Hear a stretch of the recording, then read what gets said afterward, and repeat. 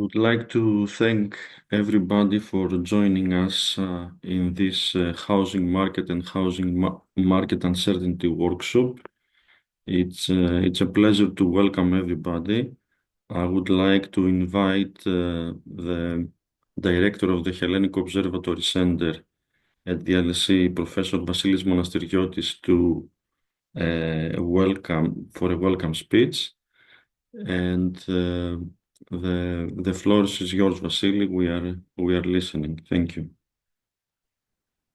Thank you, Theodore. Good morning, everybody. Also from my side, my name is Vasilis Monasteriotis. I'm the director of the new Center for Research on Contemporary Greece and Cyprus at the LSE, the old Hellenic Observatory. From my side, it's really a great pleasure to be for the center to be co-organizing this workshop with very good colleagues and a very nice lineup of papers. The issue of housing affordability, housing uncertainty is very important, not only for those who work do research on the topic, but obviously for everybody. It affects our lives in so many different ways. There's a social dimension on affordability, on housing segregation, and so forth. The economic dimension, of course, housing as an investment, housing as if you want, an investment decision that affects interest rates, that affects productivity, allocation issues, and so forth, but also, of course, the political dimension, because we know that how people feel about the purchasing power, the ability to secure housing affects very much also the political decisions. And this intersectionality, if you want, of the political, the economic, and the social is something that our center focuses a lot in all the areas that we work on. We work across thematic areas like the labor market, public policy more generally, issues of gender inequality, identity issues, issues of political representation, and so forth. And they're all linked. As a center at the London School of Economics, what we're focusing on a very small part of the world, Greece and Cyprus. What we want to do is not only to support and nurture, if you want, good research on Greece and Cyprus, but also raise the research capacity by strengthening collaborations, cross-fertilization of ideas. And this workshop is very much to discuss research not only of Greece, but also research, international research, which is relevant for Greece, but also make the relevance of Greece to the international debate on the housing market. And one of the things that we also do is, of course, strengthening dissemination, trying to publicize, the different research activities that happen in different parts of Greece, Cyprus, and elsewhere, and to create a bit of policy impact. So not only we publish the papers that of the research that we do or the research that we support, but also we try to bring in a discussion with policymakers and try to have, if you want, not only policy impact, but also societal influence more generally. And I think at least I know two of the papers, because they're also forthcoming as papers in our discussion paper series at the Hellenic Observatory. I know that some of the papers that will be presented here have very much this in mind, how not only we do our research and publish our research, but how do we leave some footprint, some influence in policy and in society. Again, thank you all for joining. If you have an interest in aspects of Greece and Cyprus and how it links to, if you want, the European context and elsewhere, please take a look at our activities at the Hellenic Observatory at LSE, and I would be happy to continue the discussion on the housing market and on other topics in future occasions. That's all I had to say. I wish everybody a very fruitful and productive workshop, and I think I will pass on the floor to the first session. Thanks a lot, Professor Monasteriotis, for the welcome, for the warm welcome, and of course the insightful opening remarks. The housing market is indeed a very important sector, and of course the support of the Hellenic Observatory and the LSE is greatly appreciated. So good morning, everyone. Welcome again in this session on housing market uncertainty. For those who doesn't know me, I'm George Bouharas. I'm a lecturer in economics at Liverpool Hope University. It's nice to see so many of you today. So before we begin, I would like to share a small update regarding the program today. So originally we had planned for 7 presentations, but now we will have 6. Dr. Rosen Sautehari, who was scheduled to present in the second slot, will unfortunately not be able to join us today due to unforeseen circumstances. As a result, the second slot now will be covered by the content of the final presentation that will be covered by our colleague Evi Zika. So regarding the presentations, each presentation will last approximately 20 minutes, followed by 10 minutes for discussion and question and for Q&A. So let's start with the first presentation and Professor Alexandros Kodonikas. The stage is yours.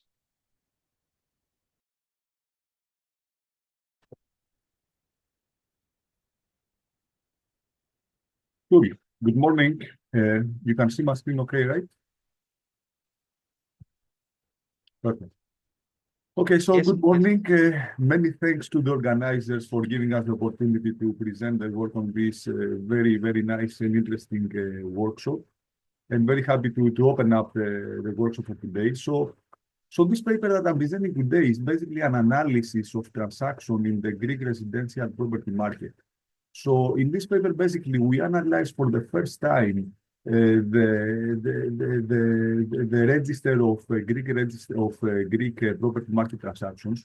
This is a database that we came to it almost by an accident. Over the summer, we wanted to write a newspaper article commenting upon how transactions are moving in Greece, etc. And digging upon the data, we realized that beyond the Elstat database, which provides you an annual data point which says total transactions for the whole of Greece, there is this database which is also maintained by the Greek Ministry of Finance, and it gives you a very nice granular ability to dive into the transactions that took place in the Greek property market. So, in a snapshot, this is the very first study of transactions in the Greek residential property market using the transfer value registry dataset of the Greek Ministry of Finance.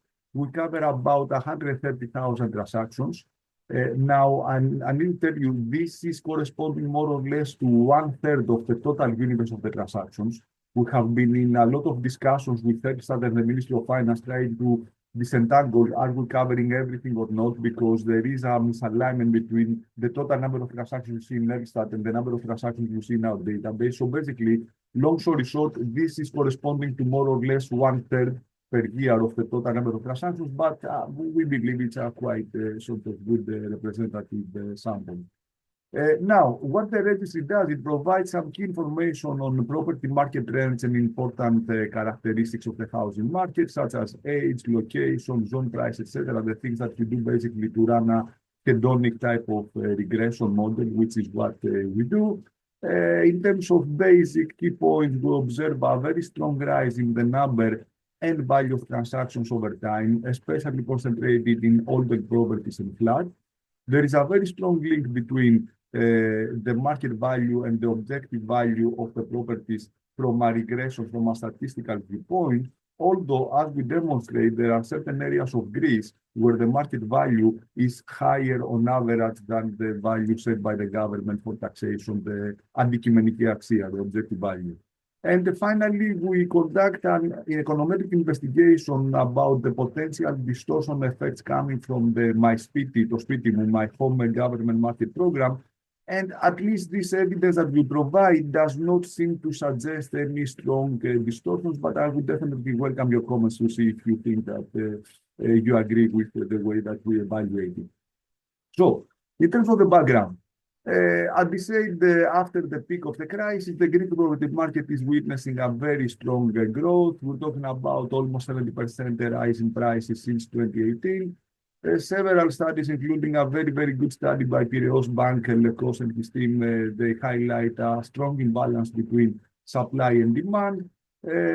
On the supply side, there has been a collapse in construction activity during the crisis years. As you can see also in this diagram, we're talking about the construction level of 2022 in terms of building permits is about 30% of the average of 2002 to 2008. So there has been a slump in construction, which went together with a sort of slump in house prices. And this reduced the supply of new homes and led buyers towards older properties, as we verify also in the transaction database. So most of the transactions are in properties which are more than 10 years old. Then the lack of supply also is exacerbated by the large number of vacant homes and properties which are involved in legal proceedings as collateral in non-performing loans. And on the demand side, there has been a very strong expansion in the short-term rental market. I mean, we all follow the policy debate about the Airbnb, potential restrictions to the Airbnb and other short-term rentals.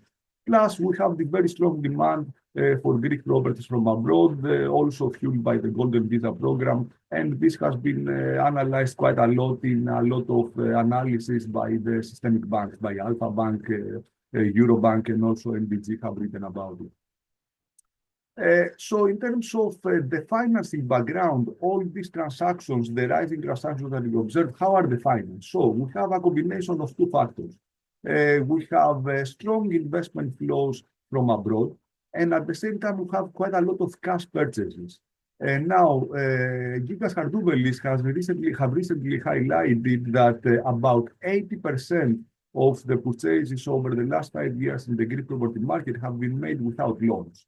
So this reflects either the people coming from abroad, they may have a mortgage abroad, but in the Greek system, they appear as cash buyers or domestic cash buyers. Now, why do we have this prevalence of cash buyers? Because if you want to get a mortgage loan for a Greek bank, the possibility of getting one is very slim because whatever expansion has been in lending by the Greek systemic banks has been in investment in corporate loans as opposed to real estate. So basically, real estate is averaging about, in 2023, the average flow of new mortgages averages about 10% of the average of 2002 to 2008. So basically, there is very little mortgage lending.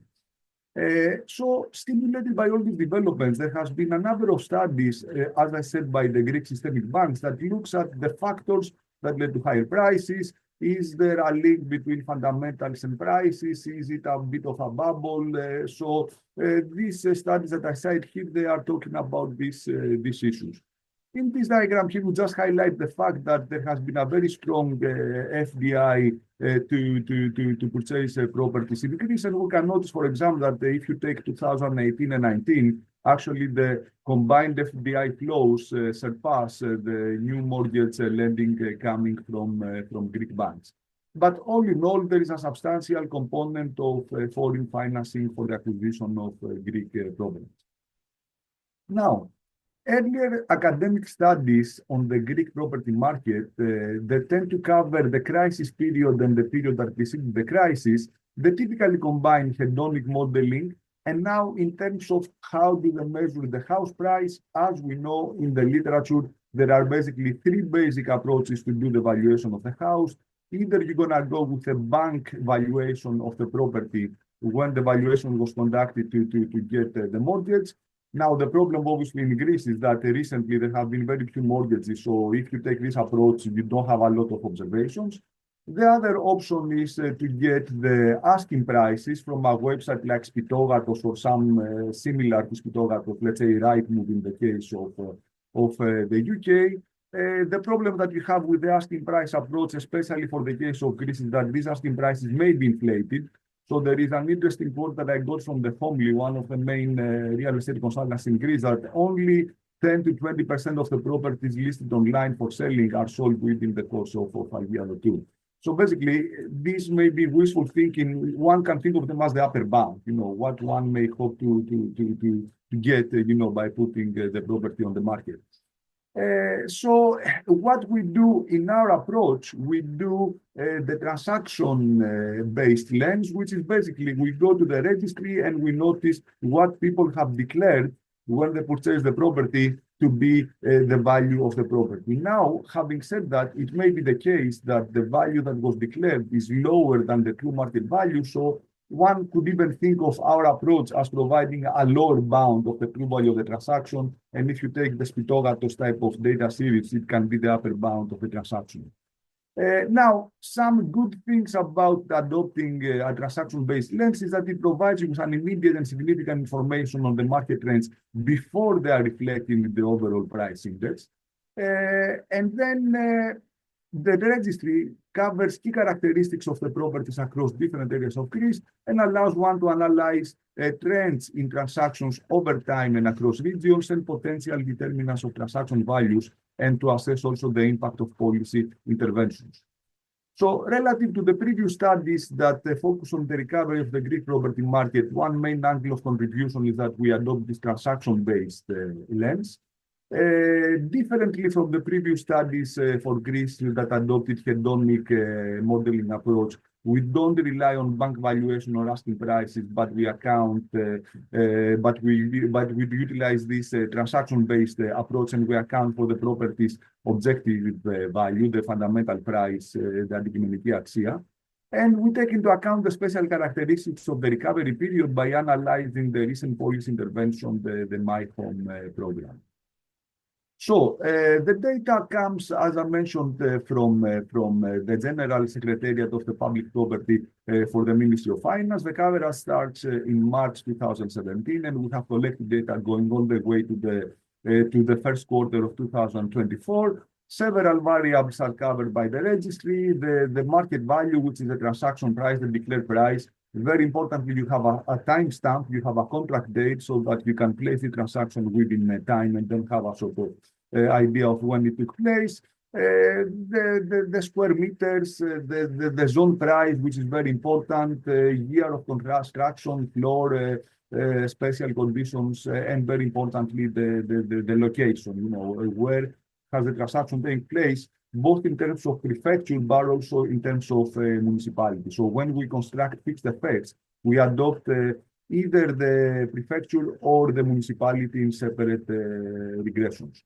So the data set allows us to construct an initial estimate of the property's objective value. I'm pointing out here, this is the initial estimate, is not the final estimate of αντικειμενική αξία, because then you need some specific coefficients like συντελεστής εμπορικότητας, the commercial value of the property, which we don't have per property.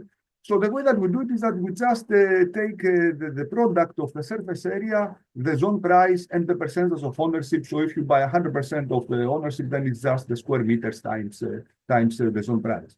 For example, 135 square meter flat in Kolonaki. It is a very sort of affluent area of Athens for the non-Greeks. With a zone price of 3.8k euros per square meter, was transferred on June 7, 2023 for almost 700,000 euros. So our initial estimate of the objective value would be 135 square meters times the zone price of 3.8 times the percentage of ownership, which is 100% in this case, and then we get 513, which is significantly lower to the declared market value of 690. So there is a gap of about 170,000 euros. And then you have a market to book ratio, which is a variable that we use quite a lot for the descriptive analysis and then for the econometric analysis, which ends up to being about 1.4, 1.37 to be precise. It is the ratio of 690 to 513. So what this indicates, it indicates that there has been a market value which is above the assessment of the valuation of the property from the viewpoint of the government for taxation purposes. So one could even say it is a value, a market value, which is above the fundamental value as at least seen by the Greek government. Now, we include transactions. We do a bit of a filtering here because the problem you have in the registry is that it doesn't tell you if it is a sale towards a third party or if it is an intra-family transaction. So basically, we put a filter where we take away transaction values between 0 and 999,000 euros. So we just take transactions between in the bin of 10K to 20 million. One could say, what if you do 30, 40, nothing really sort of changes. We just thought that if there is an intra-family sort of transaction at, let's say, 1,000 euros for a flat, which you have this type of interest in the registry, probably there may be some sort of, okay, I pass this flat to my son or my daughter or whatever at this sort of nominal price. So post-filtering, we get about 132K transactions, 2017 Q1 to 2024 Q1. The blind spots, as I mentioned, is that it's not mandatory to do it, to record the transaction from the viewpoint of the notary, because the notaries don't have to do the whole sort of writing down, because you have to understand there are two basic forms that the notaries have to fill in Greece. It is the form that goes to LSE, which is the annual evaluation of how many properties got sold. So this is the data that has a whole universe. And then we have this particular data set, which is done only for the Ministry of Finance, and its compliance is not mandatory. So you have about 1/3 of the total transactions. There is this non-distinguishing between intra-family transfers and third parties. Importantly, you cannot do a resale price index. You don't have information if it is a fair sale or if it is a resale. And also, there is no information on who buys. Is it someone who is a Greek, a European Union citizen, a Chinese citizen? You don't know that. And by the way, these are all points that we have done a bit of a report for the viewpoint of the ministry that we highlighted that, you know, for future academic purposes, it would be good if we know a few more things in order for an analysis to become a bit more precise. And then importantly, the transaction price at the registry may differ from the actual transaction value. So there have been a lot of sort of press reports saying that people tend to under-report the value of the transaction in order to sort of pay a smaller transfer fee. And even more importantly, in terms of POF and SGS, where the money came from, if you declare a 200K lower value from the value that you paid, then this 200K, you don't have to justify them to the tax office. And from the viewpoint of the seller, what is the incentive is that they get some money, which are sort of gray area money, and then nobody knows that this money exists, you know. So basically, they cannot be claimed back by the state or if you owe this money to someone else. But all in all, the way that we view this problem is, to some extent, it is supportive for our inference, because if we manage to get a market to book value which is above 1, given that the market value may be underreported, it says that there may be a very even stronger overvaluation to the one that we record. So basically, market to book values higher than 1, we infer them to be the lower bound of the potential overvaluation of the property relative to the fundamental price, given that the NV, the market value, may be underreported. Okay. So this is how these transactions sort of look over time. So you start in 2017 that you have about 10,000 transactions and they double up by 2023. In terms of the volume, in millions of euros, you start from 671 and you end up to about 2.3, so almost 4 times up. So rise in the number of transactions, rise in the volume of transactions. Most of the transactions are in the bin between 10K and 100K. Very interestingly, if you observe here, the average value of the transactions ends up being in 2023 100,000 euros. Now, this is the big difference between the asking price in Spitogatos and in these websites and the registry. I'll give you an example. In 2021, according to a very recent analysis by Piraeus Bank, that they've done a hedonic regression in 2021, they were highlighting that in 2021, the average asking price for the whole of Greece is 290,000 euros. So it is a huge gap to the 290 compared to the 78 that we identify in the registry. So as I said, the reality may be somewhere in the middle. It's a signal extraction problem. You know, it requires a lot of work to figure out where the true value of the transaction is. But one could say you have the lower bound and these asking price are the higher bound. And as I said, there is a big gap between the one and the other. This is how they look over time. If we standardize them at 2017 Q1 to be equal to 100.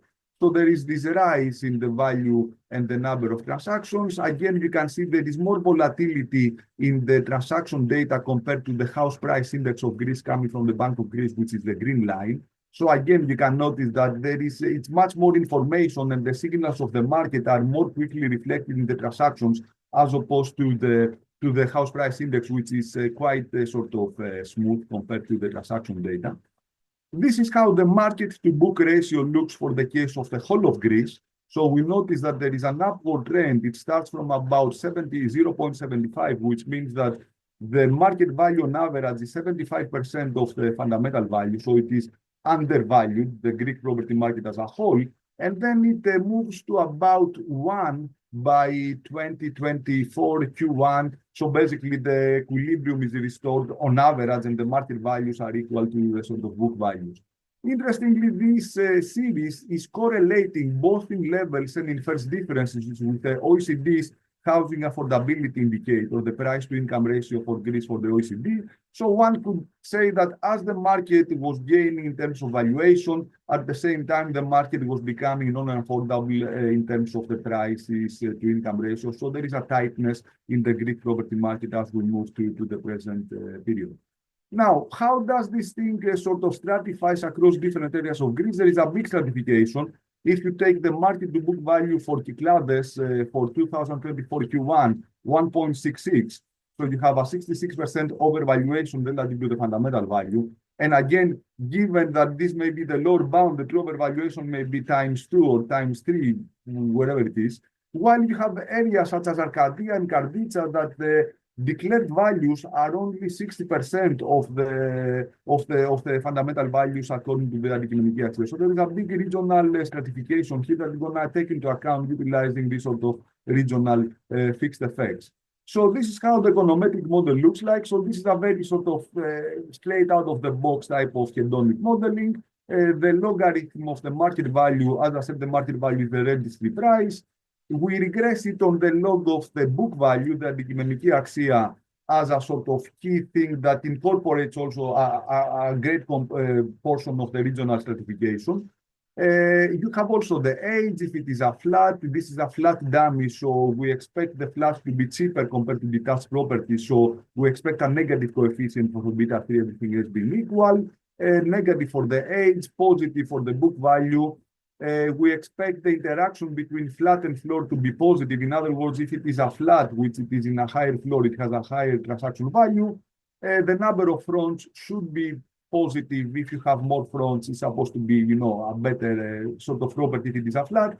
Special conditions tend to be associated with unfinished flats, so that thing should be negative in terms of a hypothesis development. And plus, the fixed effects, as I mentioned, it's both in prefecture and municipality in separate regressions. This is how it looks over time. We done the regression both for the full sample period and for chunks of years, just to see if the regression coefficient sort of change over time. Now, something interesting in terms of the stability of the coefficient, the only thing that sort of changes is that the discount associated with a flat tends to come down over time. It starts from a 0.3, sorry, as you can see, from a 33% discount, and it ends up to a 10% discount if you go to 2023. So basically, the relative valuation of flats increases. That's how we infer this sort of regression. That's the only coefficient that tends to have a bit of a big variation over time in terms of its regression estimates.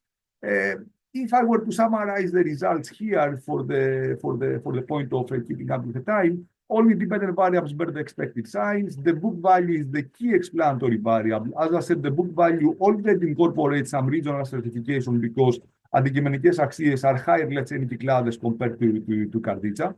The R-square coefficient is about 50% when we estimate the model only with the book value without even including fixed effects or any other regressors. It rises to 51% by adding the regional fixed effects, and it goes to 56% with the full model. And then the fixed effects show strong effects both over time and across regions. The time fixed effect increases over time, picking up the increase in the average value of the transactions and the average number of the transactions. In terms of the regional fixed effects, they stratify exactly in the same way with the market to book values. So, for example, again, you have the popular touristic islands being the top in terms of the fixed effect for region. Let's say Kyklades 1.7 versus Pella or Drama with 0.76. So you get the same type of stratification.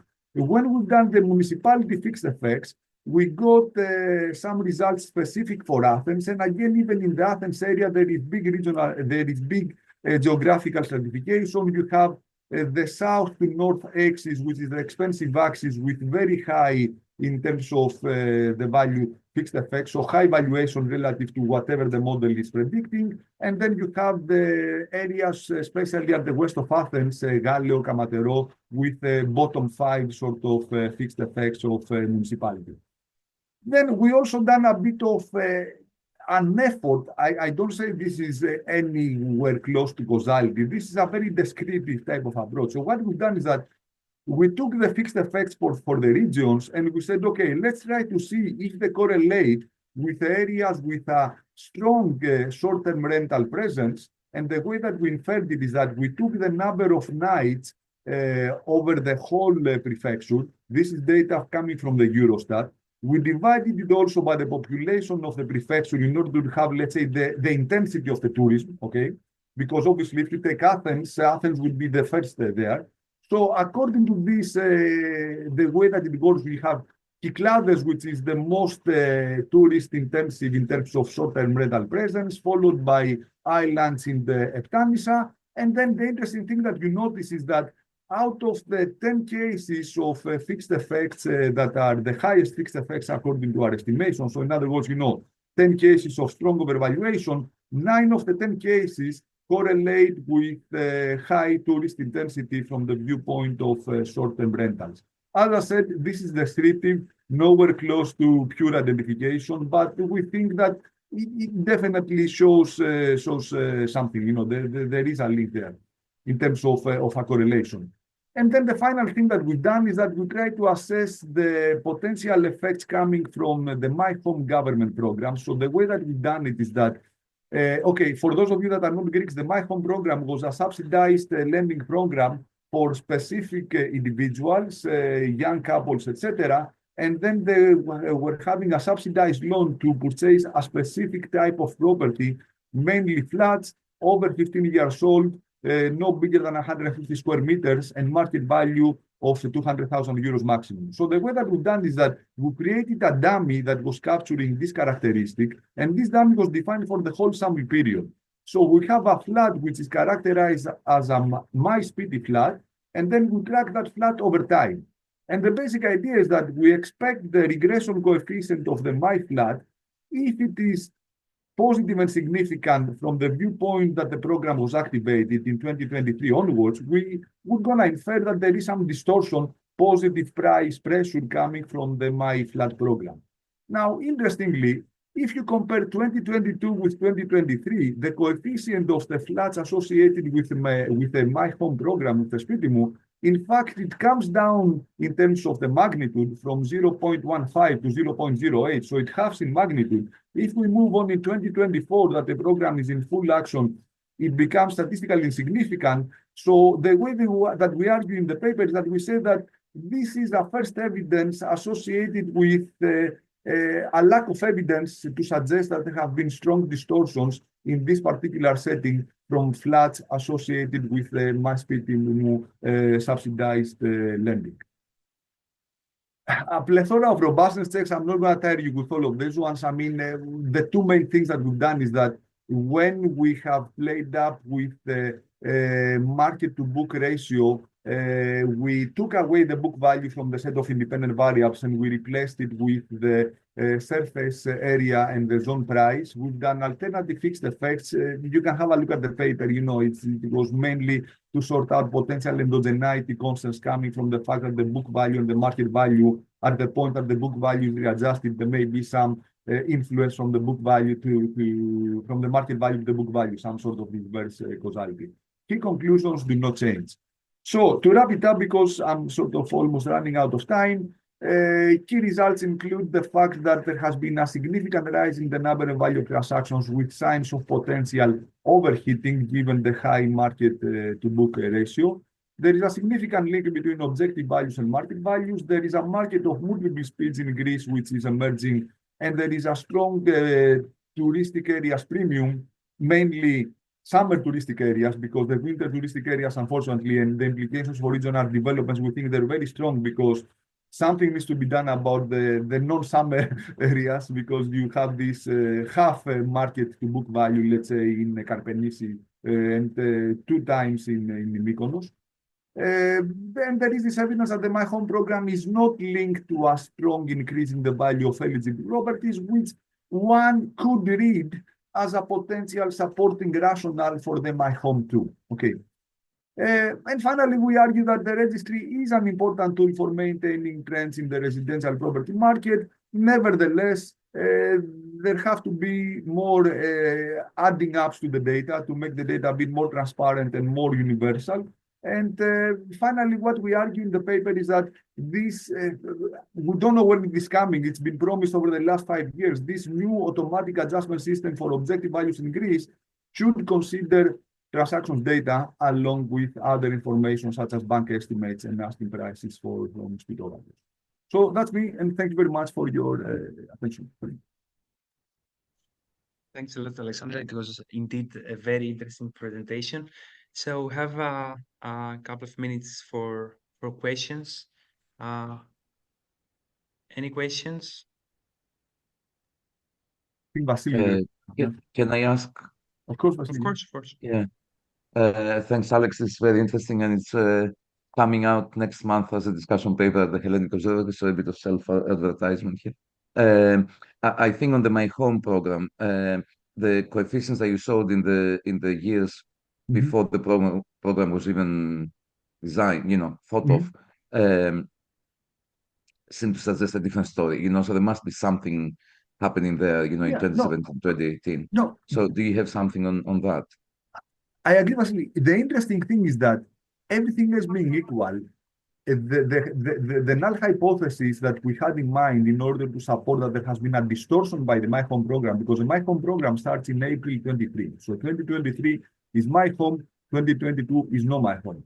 So what we can see is that, in fact, it goes the other way around. In fact, there seems to be a higher valuation for these properties that conform with the characteristics of the My Home program, before the program is implemented, and then it comes down in terms of magnitude and statistical significance once the program is initiated. So basically, if the hypothesis was that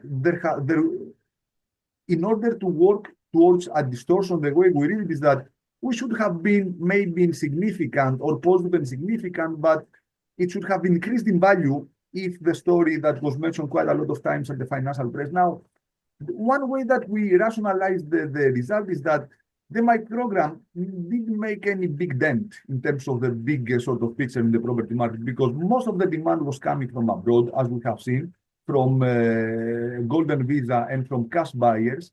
So Cash buyers, everything else being equal, it was a small drop in an ocean of cash buyers, but it's quite interesting the fact that it goes the other way around. It's as I said, it's one of the first times we present the paper, so feel free to share with me either now or later by email any sort of intuition or gut feelings you may have about that. Thodoros.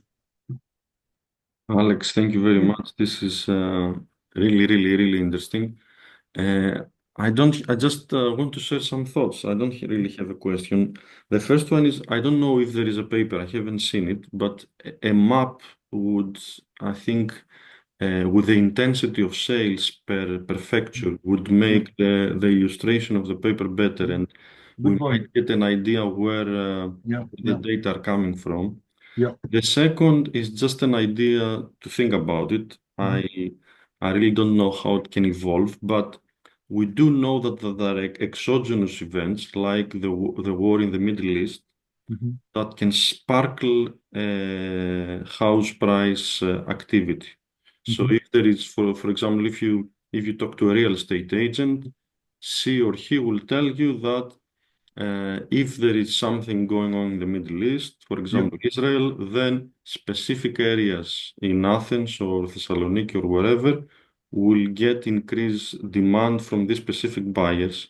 And I'm saying that, Alex, because this is clearly exogenous. Yeah.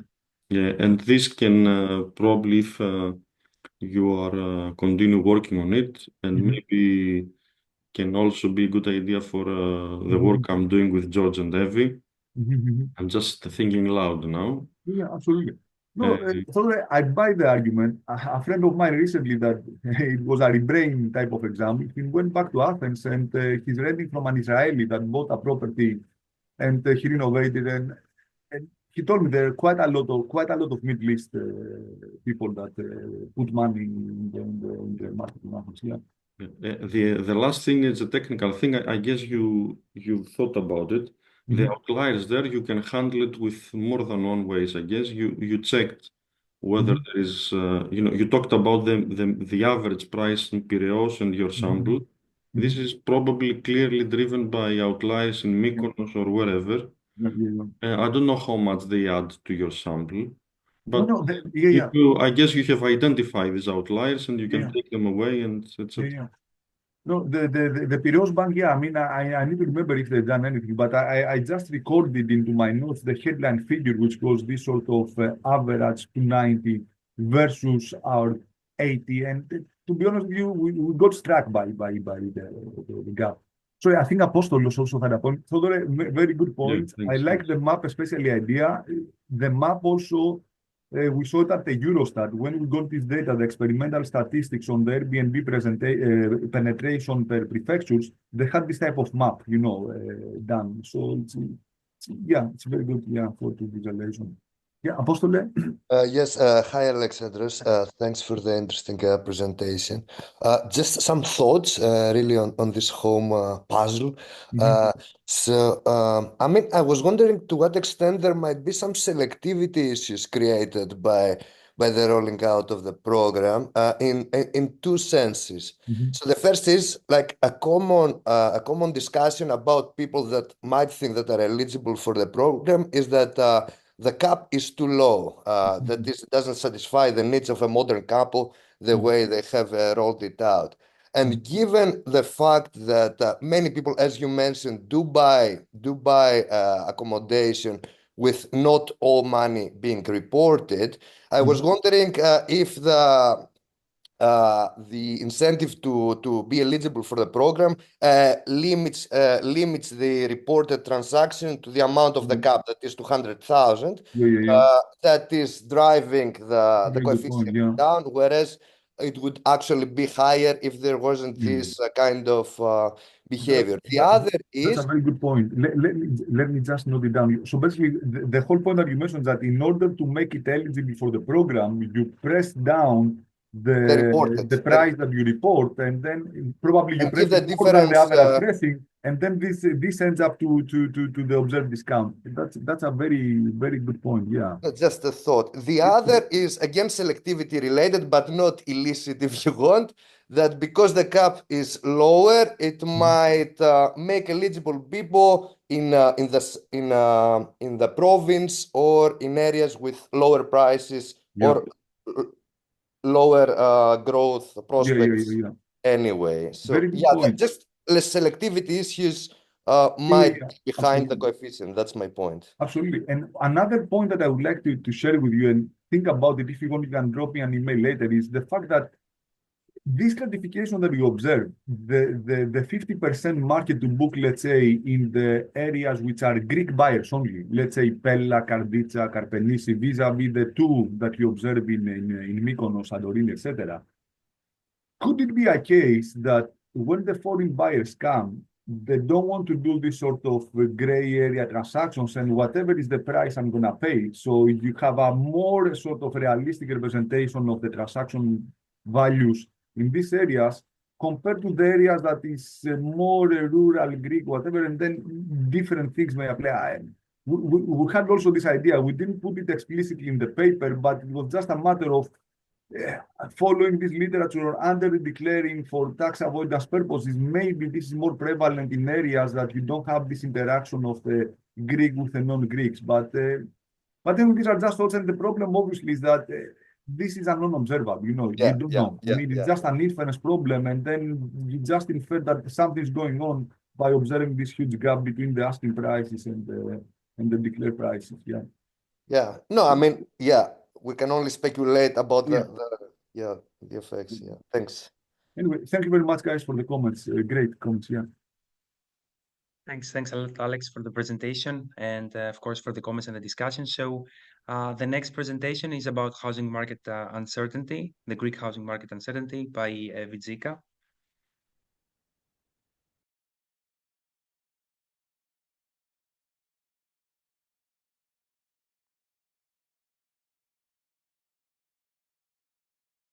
Good morning. I'm Vidzika. Thank you for joining today's workshop. I will present to you today our joint work with Theodore and George on mapping the Greek housing market and housing uncertainty. First of all, I want to express our gratitude to the Hellenic Observatory Research Center of the LSE for the support of this project and of this workshop. Our paper focuses on the Greek housing market. The housing market is important in all the economies. Its importance is undoubtful. It's something that helps preserve the economic stability of the countries and even foster economic growth. Why is it even more important for the case of Greece? The Greek debt crisis and the financial crisis was accompanied by austerity measures.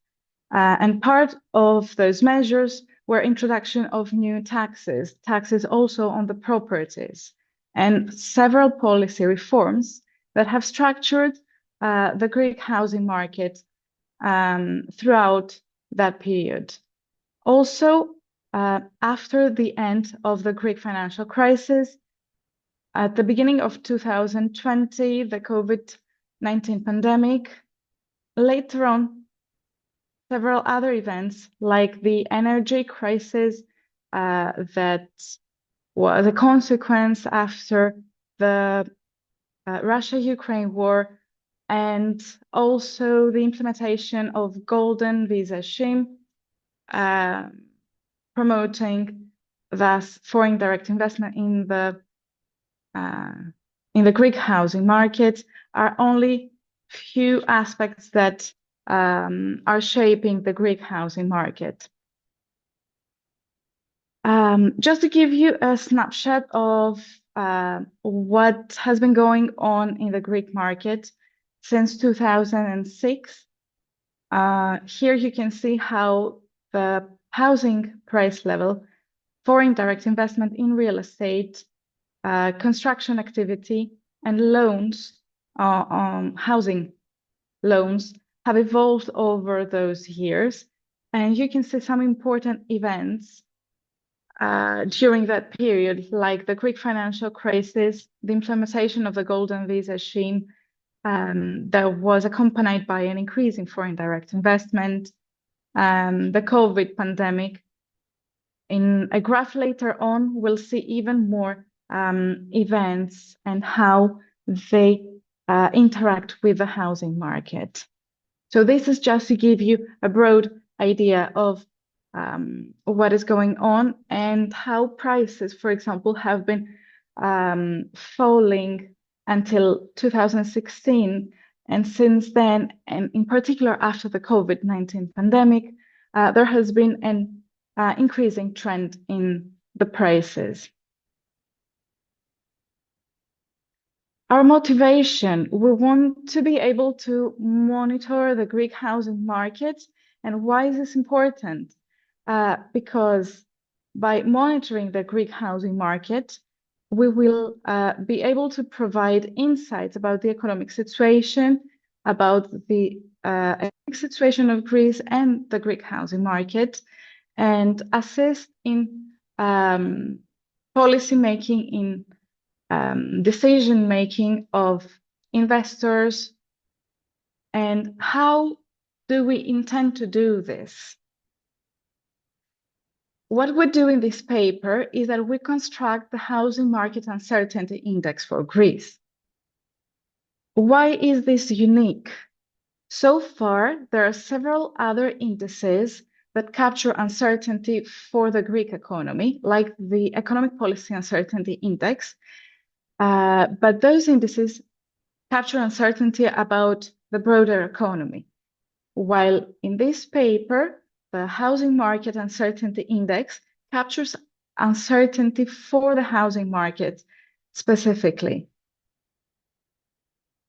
And then we evaluate the efficacy of the housing market uncertainty, firstly in terms of the events that accompany peaks or troughs of uncertainty in the housing market, and secondly by examining the nexus between the housing market uncertainty and fundamental housing market variables, and also other uncertainty measures.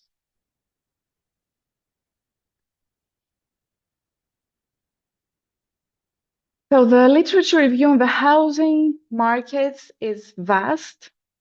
Here you can see just a few examples on which factors shape the housing markets. I don't want to focus more on this, just to give you a broad idea of those factors, like mortgage rates, economic growth, CPI, money supply, interest rates are only a few of the variables that affect the housing markets. And some additional factors that the literature points out include environmental factors, norms, demographics, technology role, and expectations. For the case of the Greek housing market, Alex made a complete overview of the Greek housing market in the previous presentation. Here you can see some examples of the factors, some of the factors that affect housing market prices in Greece. And where we focus on is on the nexus between uncertainty and the housing market. So in the literature, the theory so far finds both negative and positive effects.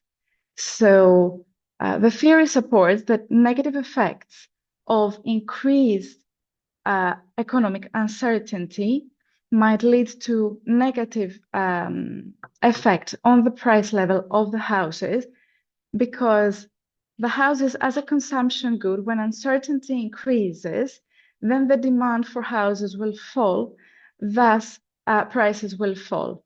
On the other hand, there is the literature that supports that there might be a positive effect of increases of uncertainty to prices, to house prices. And this is mainly because houses, apart from a consumption good, can be considered as an investment good as well.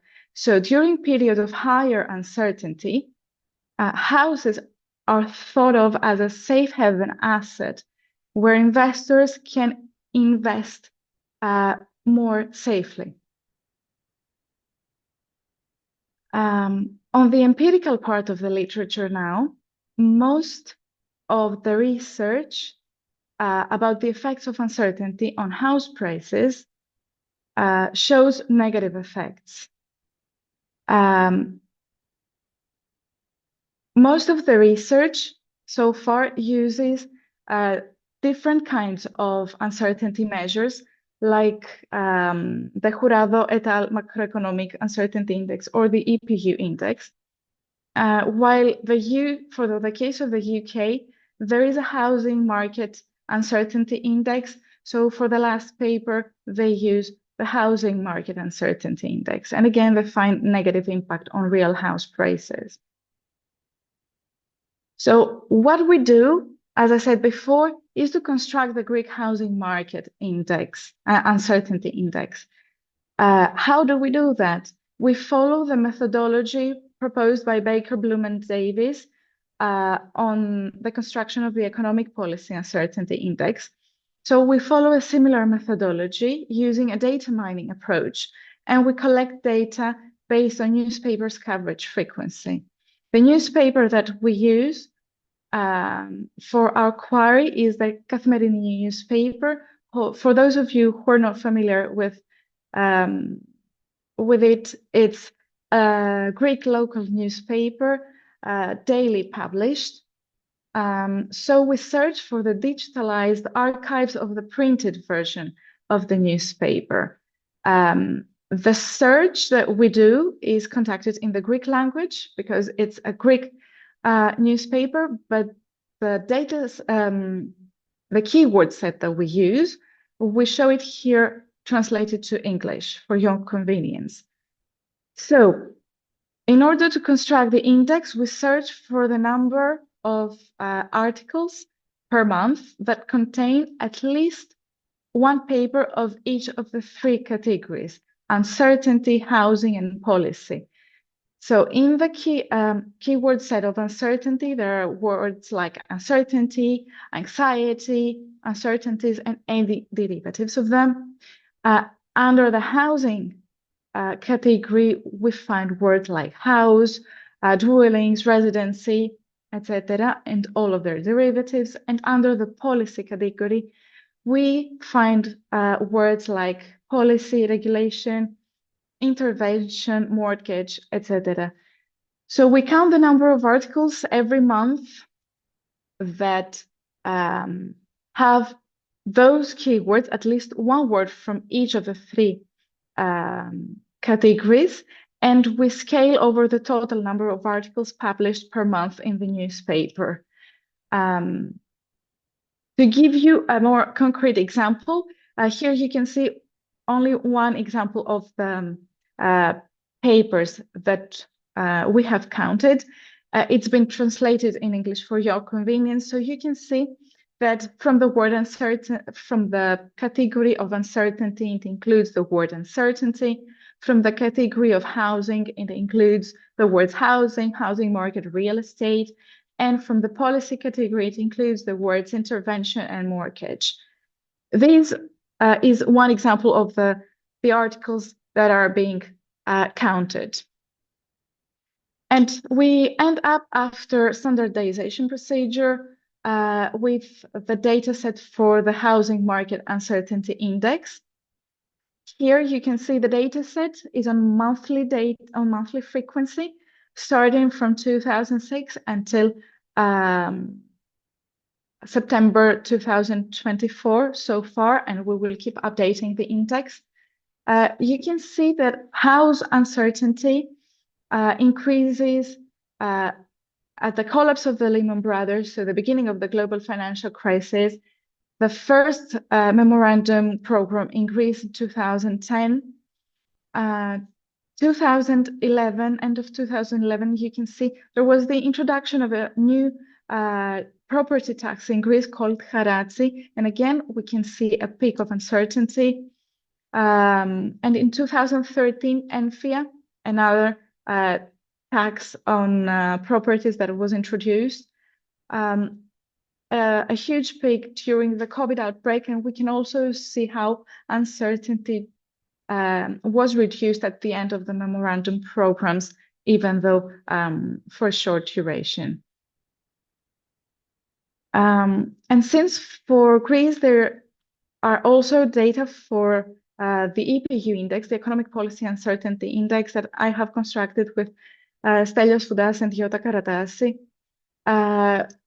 We thought it's useful to compare the two indices, the EPU, which is broader for the economy, economic uncertainty, and the HMU, which is specifically for the uncertainty on the Greek housing market. So you can see that the EPU is much more volatile compared to the smoother HMU.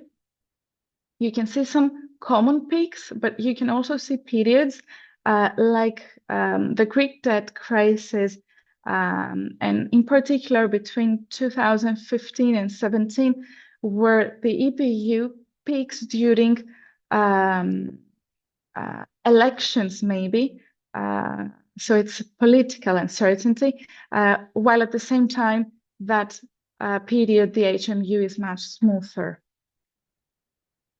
In the empirical part of our paper, we estimate local projections, and we will present you the impulse responses based on the local projections of Horda in 2005. So we include both the endogenous and exogenous variable. And we will first estimate the linear model, and then we estimate a model including a regime switching variable. So in local projections, we can add regime switches either by using a dummy variable or through smooth transaction function. We have done both. The results that we present you today are based on the smooth transition function. But for robustness purposes, just to mention that in both cases we find similar results. And we use as a regime variable the HMU index. So the regimes are built upon the HMU index. So we study how a shock on the housing market uncertainty affects house prices among other variables. And the two regimes that we have in the regime switching model, for regime 1, we name the high housing uncertainty regime, and as regime 2, we name the low housing uncertainty. The endogenous variables that we use are the housing market uncertainty, the economic policy uncertainty index, because we want to make a comparison of the two of them and see how the housing market uncertainty helps better in the model. The real house prices, the growth rate of mortgages, the growth rate of construction volume. As exogenous variables, we use the unemployment growth and the money supply growth. And as I said before, the regime switching variable is the HMU, the housing market uncertainty index. So in the graphs that follow, on the left-hand side, the first panel that you see with gray, we have the linear model. And on the right-hand side, you can see the regime switching model. So in the linear model, the effect of an HMU shock on real house prices is negative, and it becomes statistically significant approximately 8 quarters after the shock on the uncertainty index. And the impulse lasts for many quarters afterwards. If we now look at the regime switching model with blue lines, you can see the high housing uncertainty regime, and with red, the low housing uncertainty regime. You can see that in the high regime, there is a very long duration of the impulse response of real house prices to HMU shocks, because the zero line is not included within the bounds for that regime. And the value is negative. For the case of the low regime, we have mainly positive values, but it's not statistically significant. Only in quarters 12 and 14, we have statistically significant effects, which are negative. On the next slide, you will see exactly the same impulse responses of real house prices, but this time to EPU shocks. So we want here to compare. In the linear model, again, we have negative responses. It responds faster to the shock, but the response lasts for a shorter period of time. What is more interesting here is if we look at the regime switching model. For the low regime, we don't have statistic significance. And for the high regime, the responses to EPU shocks is only significant for quarters 4 and 5 after the shock. So if we compare to the previous slide, we can see how the effect of housing market uncertainty lasts much longer, especially during high uncertainty regimes. Following, we see the effects of housing market shocks on the construction volume. We see negative shocks in the negative responses for the linear model, and for the regime switching model, it's very interesting that we can see for the low regime positive responses, while for the high regime negative responses. Up next is the impulse responses of housing loans to HMU shocks. And the effect is negative and lasts for the whole duration of the horizon under examination. So the effect here is much persistent. And this holds both for the linear model and for the regime switching model. And now the last two slides, we will see how the real house prices respond to other variable shocks. In this case, the construction volume shock. We have an initial positive response, which then fades out because it's followed up from non-significant responses. And it becomes negative many quarters later on. And for the effect of housing loans on real house prices, we can see that the linear model shows positive effect with very long duration, up to 11 quarters after the shock.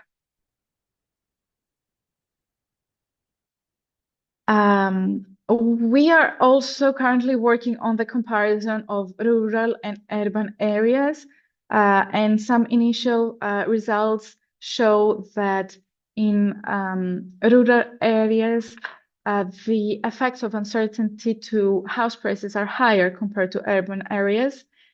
We also compare house prices of relatively new and old dwellings, but it's a work in progress right now.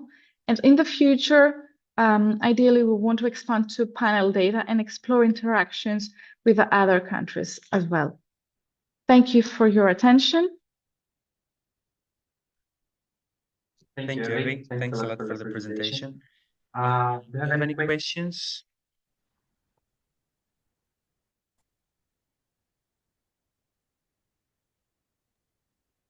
Hi, Evie, can I ask one question?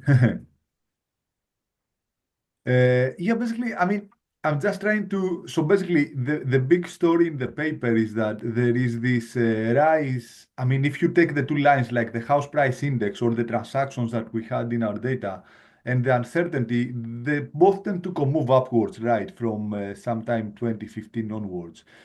What I'm trying to say is that is there good uncertainty and bad uncertainty? I mean, probably the uncertainty you have is the usual connotations of, I mean, could one make the case that maybe there is more uncertainty if prices are going to get even higher as opposed to uncertainty, bad uncertainty, like, because usually the APU was defined in a bad connotation, like high PU reduces firm level investment, reduces asset prices, whatever.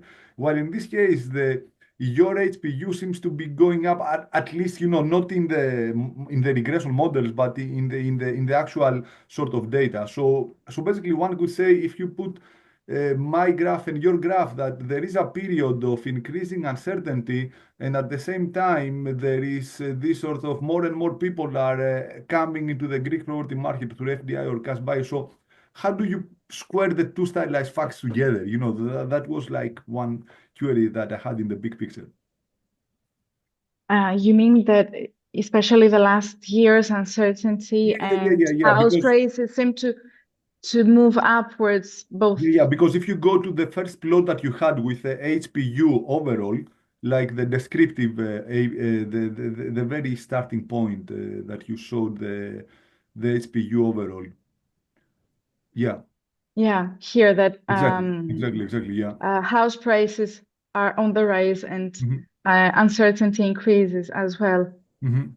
Yeah. But I mean, could it be uncertainty about what is the true price? You know, I mean, because as we said, at the moment we have this fundamental uncertainty.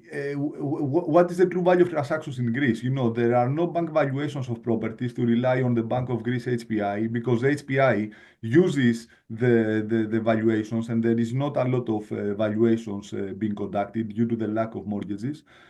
There is the Spitogatos, which is an upper bound. There is a registry, which is a lower bound. So in reality, I buy the story that we have fundamental uncertainty about where things are going, but it's more of an uncertainty about things going upwards as opposed to down. You know what I mean? So it's Yeah. an interesting distinction between your HPU and the EPU, the usual EPU. Yeah. Yeah, thank you. So indeed, over the last years, house prices are going up and uncertainty is higher than usual, but uncertainty is very volatile as well, while prices are not that volatile and uncertainty is affected by events and it can change on a monthly basis. For the housing uncertainty index, we also constructed a housing price uncertainty index. But because we wanted to see whether uncertainty is driven more by uncertainty for prices or for the broader housing market. And we could see that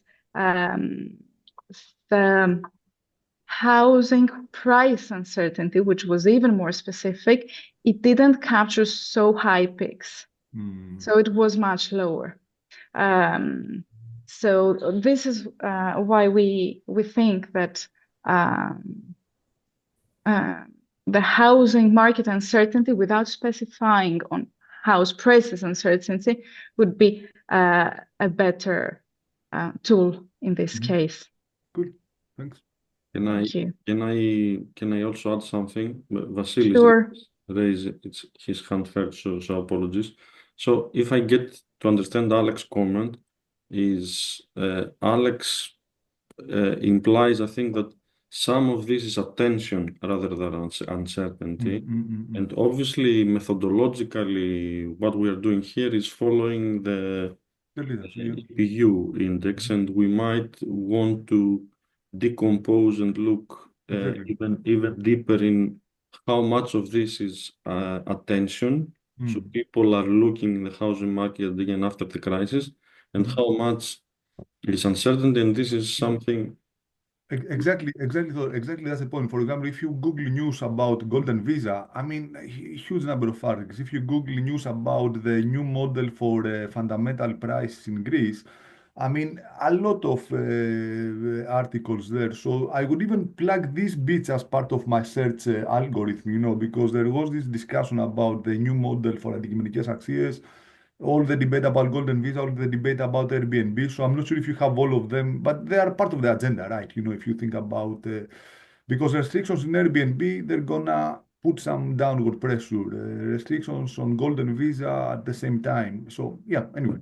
And no, this is something that we need to think about, Alex. It's a lot. And the other thing I forgot to tell you, and we discussed it with Alex in the past, is how important have been mortgages in the past for the average home buyer. Might be Greek, might whatever, but home buyer.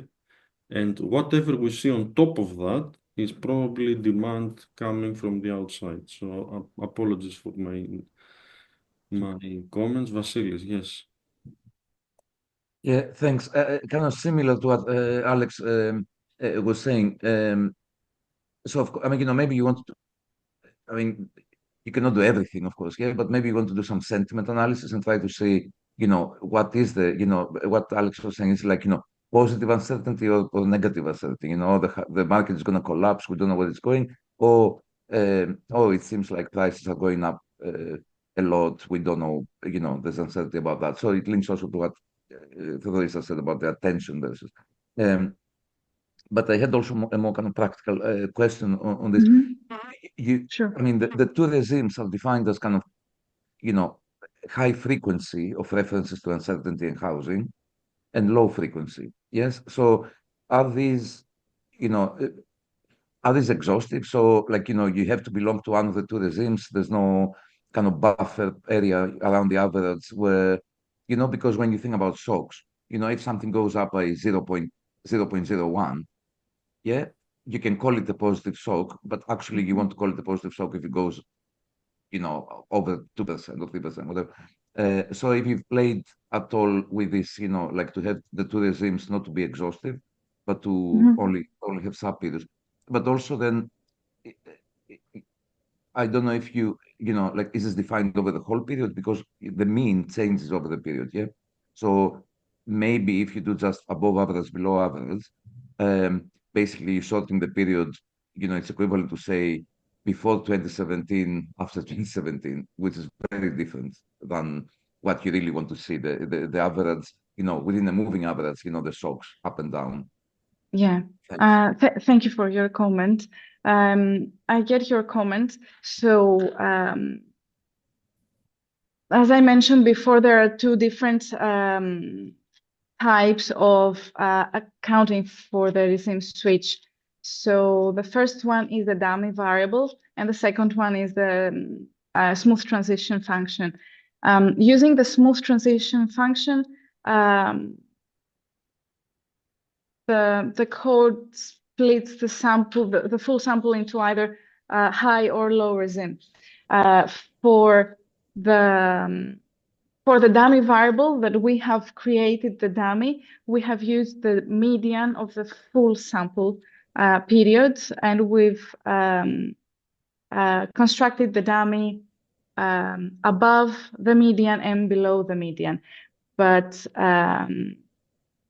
your comment of maybe using a different threshold and get the very high cases of uncertainty only, I think it would be useful, and we can try it on the next steps, because right now the model switches between two regimes only. So we could definitely try what you've mentioned. That's a very good point. Thank you. Yeah, and also if you want to have a window where the median is defined, not the whole period, but the like 3/4 before, 3/4 like after. a rolling median. Thank you. Any other question? Yes, very good paper. I would like to ask a question about the impulse response functions. I'm not an expert on local projection, but I saw the impulse response functions were very, very erratic, not very smooth, in particular for, I think, construction activity, where it was going up and down a lot. Is this a reason for that, or is it natural? Yeah, I get your point. So with local projections, this is usually the case. You tend to get more volatile impulse responses compared to the usual impulse responses that we get from a VAR model. And this is mainly because in local projections, we estimate one equation for every horizon after the shock. So it's different equation for horizon, first horizon, second horizon, third horizon. Okay. This is why we get those more volatile results. Okay, thank you. Thank you. Do we have other questions? Do we have time for other Can I questions? chip in on that last comment? There are ways now to get them smoother, though. So the new literature says there are either with qubit spline, et cetera, that you make them smooth and then maybe make them comparable to the VR in order to avoid. Yeah. Thank you, Nicholas. Yeah. Do you mean by adjusting the gamma, or? No, I can send you the papers. So there are. I don't know. I mean, there are that would codes be up helpful, there. or talk after the workshop more on this. Thanks, Nicholas. Thank you all for the comments, and of course, Evi, for the presentation. So let's move to the third presentation by Professor Efthemis Pavlidis. Efthemis Pavlidis is about sentimental housing markets. Right. Good morning, everyone. Let me just share my presentation.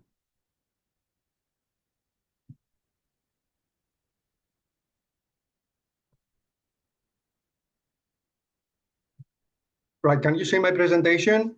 Because I'm not very excellent. I'm not very familiar with Zoom. Right, so I would also like to thank the organizers for putting the workshop together and for having me. It's a pleasure to present today. So the paper I will present is a joint work with Kostas Vasilopoulos, and Kostas is a former PhD student of mine who is currently working at Pfizer's Digital and Global Hub in Thessaloniki. And despite the fact that Kostas went to the private sector, he's still affiliated with Lancaster University as a visiting researcher, and he's also very heavily involved in our International Housing Observatory. And this is a joint project with the Federal Reserve Bank of Dallas that aims to improve our understanding of how real estate markets operate worldwide. So similar to the presentation of Evie, I'm going to be focusing on a specific factor and what is the role that it plays in housing market. But the factor that I will be focusing on is consumer sentiment. Now, before I delve into the presentation and the paper, I would like to mention that this is a work in progress. So if you have any comments and suggestions, they are more than welcome. Okay, so as mentioned, there has been a vast interest in housing dynamics. This is especially so after the early 2000s. There has been a plethora of papers now that are incorporating housing into macro models.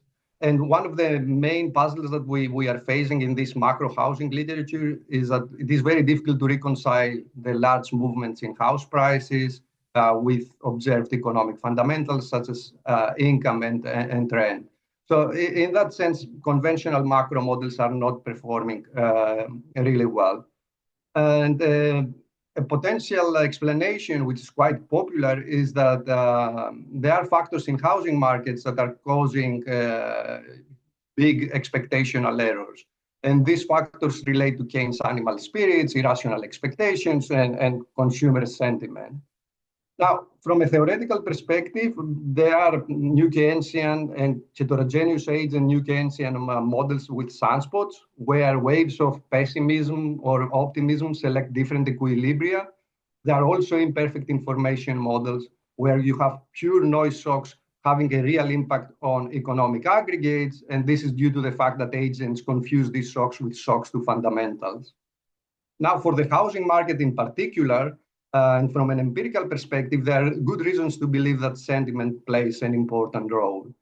And this is so because market participants, first of all, constitute a much larger part of the population, and as such, they are less sophisticated and less experienced compared to participants in financial markets.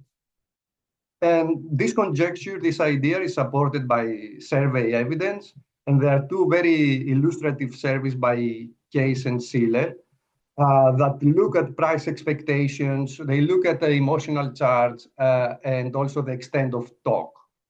Right, so the two surveys were conducted in 1988 and in 2003, and they covered 4 US counties, Los Angeles, San Francisco, Boston, and Milwaukee.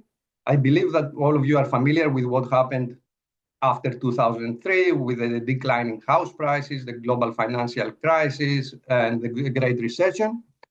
Regarding the first survey, this was also a period, 1988, of a housing boom, which lasted until 1989, where house prices peaked. Then there was an economic recession that hit the US economy, so house prices declined by 7% in a year. And although the economic recession finished in 1991, house prices continued to fade, and they faded for a long time until 1997, 14% down from their peak in 1989. So both surveys have a similarity. They were conducted during periods of house price booms, and they were followed by large declines in house prices. And this is in stark contrast with what agents expected. So most of the agents, the vast majority, in some cases up to 99%, were expecting that house prices will continue to increase over the next several years. But what is more striking is what they expected about the average annual growth rate of house prices over the next year, which is the last question in this slide. So if you see that average annual house price inflation expectation ranged between a minimum of 7.3% and a maximum of almost 16% which is completely unrealistic. So even if you look at Milwaukee in 2003, which had an expectation of 11.7% increase each year, this implies that house prices were going to triple over the next 10 years. So agents look like they are getting it wrong, and in some cases, big time. What else now we know from the survey of Case and Sealer is that there is also some indirect evidence of emotional charge and the extent of talk. So most of the respondents answered that now it's a good time to buy because house prices are going to rise, and a substantial proportion of them were worried that they are going to rise to a level that they will not be able to afford buying a house anymore. So they have to buy a house now. Furthermore, many of them answered that they were influenced by excitement surrounding house price changes, and that they have been discussing about conditions in the housing market with their friends and their associates quite a lot. And this is important because talk and emotional charge are two of the key indicators of sentiment. So there is some evidence that sentiment can actually play a big role in housing market. Now, the difficulty that we are having is that pure sentiment shocks are particularly hard to attain. And the reason for that is that survey indices and news-based measures, such as the ones that Avery presented before, but not about uncertainty, but about sentiment, reflect expectations about both fundamental and non-fundamental factors. So they incorporate the expectations of agents about the future path of fundamentals together with sentiment. And because of that, there is very little, if any, direct evidence on what is the causal impact of non-fundamental shocks on housing markets. There have been some indirect approaches. So I just have one paper here in the slide, but actually there are other papers that they have tried to extract noise shocks indirectly. But most of these approaches are making very strong assumptions for identification. So the challenge that we are facing is how to extract autonomous movements in consumer expectations.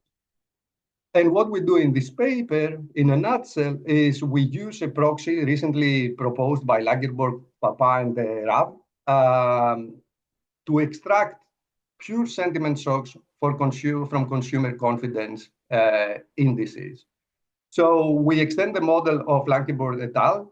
To incorporate housing variables. And what we show is that these negative sentiment shocks actually cause not only an effect on the macro variables, but they cause a significant and very persistent effect on housing variables. Okay? So that is the summary, basically, of the paper. So for my remaining presentation, I'm going to briefly discuss consumer confidence indices. Then I'm going to talk about our proxy. And then I'm going to present the results for our benchmark proxy structural VAR and some extensions where we add other variables. I don't think I'm going to have time, but if time permits, I may say a few things about the robustness exercises before concluding. Right. Okay. So some of you may be familiar with the survey of consumers of Michigan University. This is a survey that takes place every month, and it consists of around 500 responders, which are selected randomly so that they form a representative sample of the United States as a whole. The survey produces two main broad indices by aggregating across respondents and across questions. The first index is the index of current economic conditions, which is based on questions about the current personal finances of the responders and their view about the current state of the US economy. Then we have the index of consumer expectations, which is based on forward-looking questions, and I have these questions here in the slide. And finally, we have the index of consumer sentiment that is widely used in the literature, which combines both questions that are forward-looking and questions that relate to the current state of the economy. Now, our paper is all about expectations. So we are focusing on the index of consumer expectations because of its expectational nature. But I'm going to present some first stage results where we are looking at different indices and different specifications. So here in this slide, I have two plots. In both plots, I have the index of consumer expectations in black. In the left graph, I'm having house prices, and on the right hand graph, I have housing construction permits. So starting with the right graph, what we can see is that there is a strong co-movement between housing permits and the index of consumer expectations. So the correlation between the series is 0.6, which is quite high. And as we mentioned, that is not very surprising, given that housing permits is a forward-looking variable. It responds quite fast, so it responds very fast with what's going on in the economy. Now, this is not the case if we look at the left graph, where apparently there is no strong contemporaneous co-movement between consumer confidence and house prices. But what we can see is that house prices appear to respond with a lag. And this is something that is going to show up later in our analysis, because we are going to see that house prices are very, very persistent to negative sentiment shocks. Now, with regards to our instrument, its definition is that we are using more than 6 fatalities from mass shootings in public spaces, which are unrelated to gun crime and commonplace circumstances. So we are not looking at armed robbery or criminal competition, but we are looking at these mass shootings that usually take place in public spaces such as schools, nightclubs, and universities. So why is that the case? The first reason is that these events receive huge media coverage, so they reach a large part of the US population. So it's very likely that they are going to have a much bigger impact than when we are looking at smaller number of fatalities, which are not in public spaces. And the reason that we are having the exclusions is because these events are less likely to be seen as a threat to those not directly involved. And remember, we want to capture something which has to do purely with emotions. So is this a good instrument? Lagerborg et al. Have a very long discussion about this, and they provide both micro and macro level evidence. The micro level evidence suggests that mass shootings have a big impact on the psychological well-being of those involved, but those as well that are close to the event. And this is true even for controlling for macroeconomic fundamentals. So in that sense, the instrument should be relevant. And the macro level evidence suggests that the macroeconomic conditions, they don't predict mass shootings. So because of that, there is going to be exogeneity of the instrument, which is a necessary condition. I should note also that mass shootings are random across places and across time, with a bit of now a question mark that I'm going to discuss in a second. And in that sense, they don't trigger direct intervention. So for example, they don't trigger an increase in expenditure for policing. All right, so in this graph, I'm plotting fatalities from mass shootings for the period 1965 January to 2018 November. So before COVID started. And what we can see is that we have a lot of events. We know what's going on in the United States with mass shootings. But what is important to note is that both the severity and the frequency of mass shootings increased in the last part of the sample. And this may have implications for our empirical work, because it implies that towards the end of the sample, mass shootings may not be as relevant as for the first part of the sample. So because of this reason, we focus our main analysis on the sample period up to 2007 August. And we extend the data set of Lagerborg et al., but also looking at 3 additional housing market variables. So Leichenborg et al., they looked at their proxy SVAR included the index of current expectations, industrial production, unemployment rate, CPI. Here we're going to use CPI less shelter so as not to contaminate it with house prices. Then and trends. They look at the federal funds rate, then the macroeconomic uncertainty index of Jurado, real stock price and real stock prices. And we have to this data set house prices for the United States, housing construction permits, and rents. We extend this model by also looking at mortgage rates, consumption for durables, consumption for non-durables, total factor productivity, the economic policy uncertainty index that Evie mentioned before, and also VIX. But we add these variables one at a time because we are already at with a relatively large VAR, so we don't want to make it huge, and also some of these variables are not available for the entire sample period. All right. So these are the first stage results. This is the F-test for the relevance of the instrument. And I'm reporting two statistics. The one is the standard F statistic. The other one is the statistic which is robust for heteroscedasticity and autocorrelation. And the first row, which is highlighted in blue, is for our benchmark model. So what the F statistic suggests is that our instrument is very strong. It's above the rule of thumb of 10 in all cases.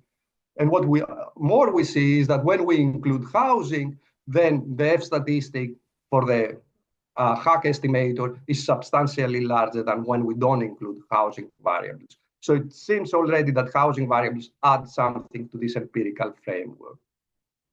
Now, if we look at the extended sample period, so the second line, the line before, we see that these F statistics drop across the board. And the reason is most likely, as I said, because the severity and the frequency of mass shootings has increased, and this has made the instrument weaker.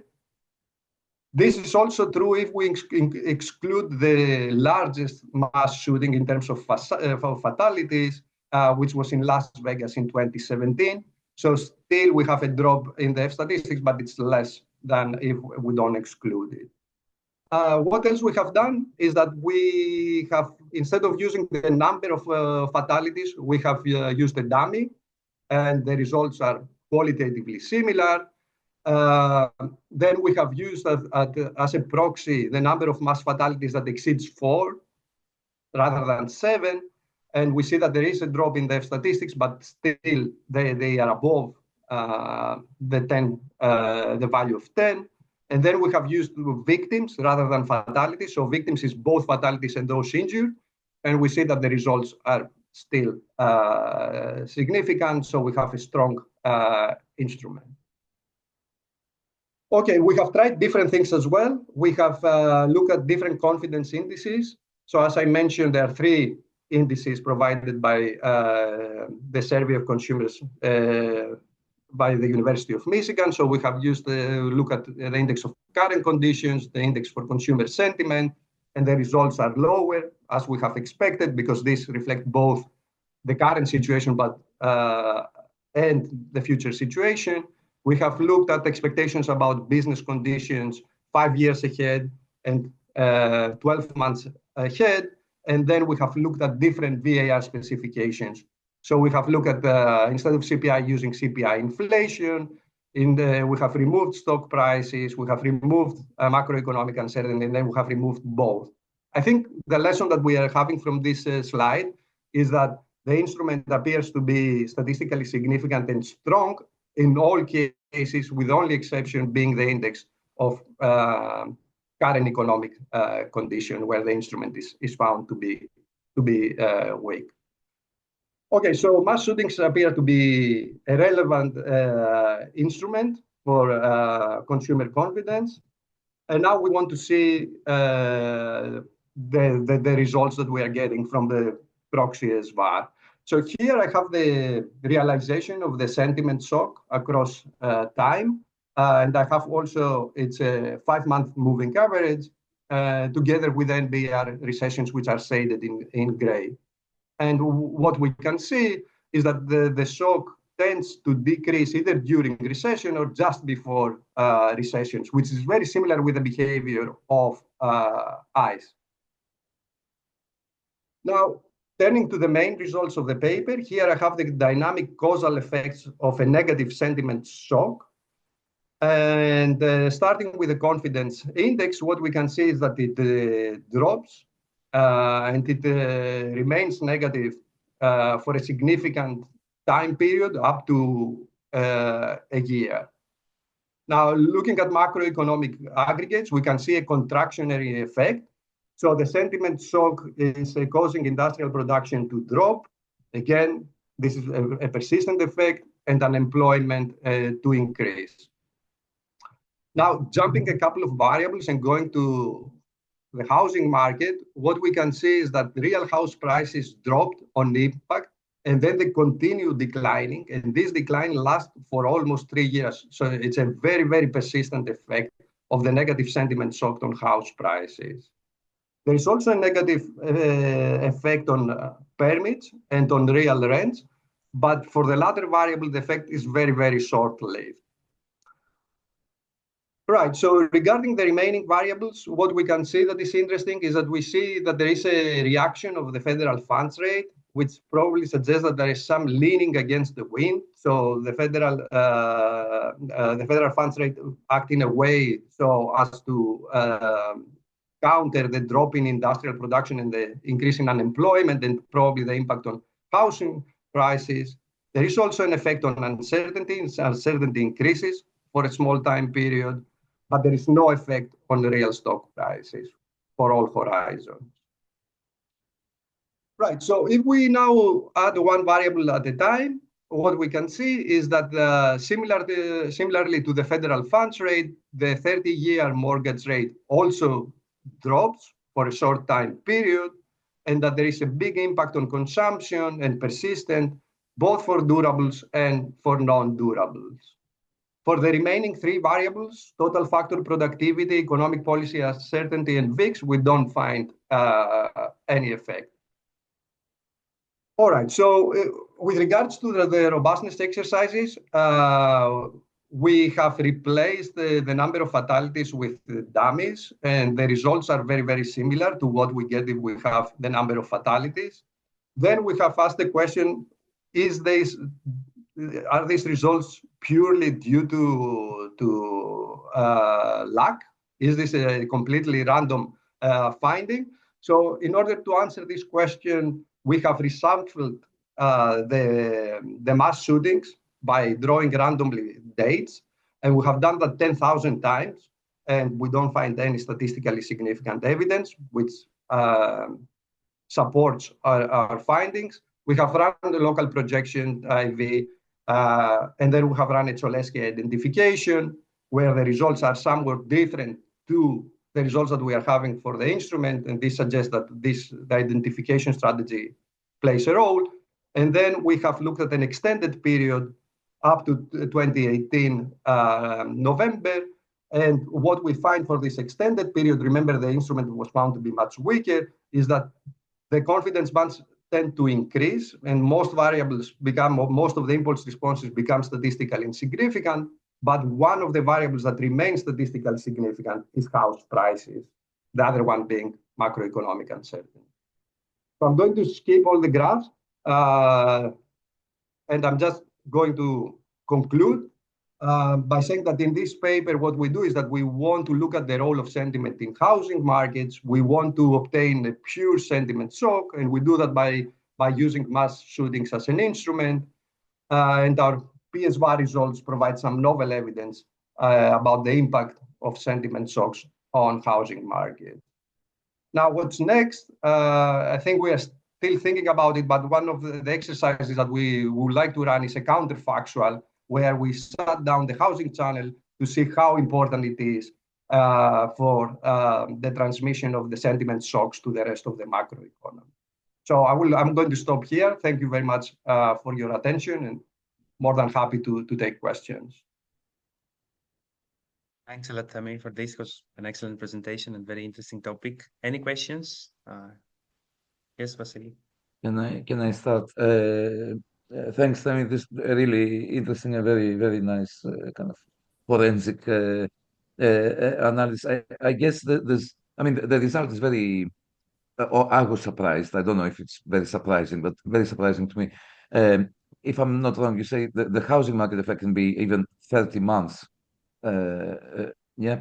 And there's two ways to try to understand this. And one, I think you followed completely this path quite well, or very well, with going more and more forensically, in your robustness checks, and as you said, you reshuffle the events and so forth. The other way is to try to understand what is happening behaviorally. Yeah. I think I would find it very difficult to believe that, there's a mass shooting somewhere in Nevada, and then the house prices in the USA, which is mostly, there's more New York in the basket of house prices than in Dakota, let's say, 30 months later are affected. So there must be some sort of behavioral explanation to that you have to add to the story in order to make it believable. Because I take the point that this is not a fluke, there's something systematic in your data that tells you this. But I really find it hard to explain to myself how could this possibly happen. So if you have any intuition on that, it would be. No, I think that this is a good question. I think in addition to the behavioral aspect, which, to be honest, I don't have an answer at the moment. I think it has to do with how the housing markets typically operate. So there is the housing market is extremely sluggish. And if you look at the graph that I showed after the consumer confidence indices, it is clear that house prices react in a very, very sluggish way. This is well known in the literature in the sense that we know that house prices don't react like stock prices, where news are going to be incorporated in 1 second, and then you will see that. So in a sense, I think that part of the explanation has to do with the sluggishness in housing transactions. And part of it, you are right, that it may well be behavioral.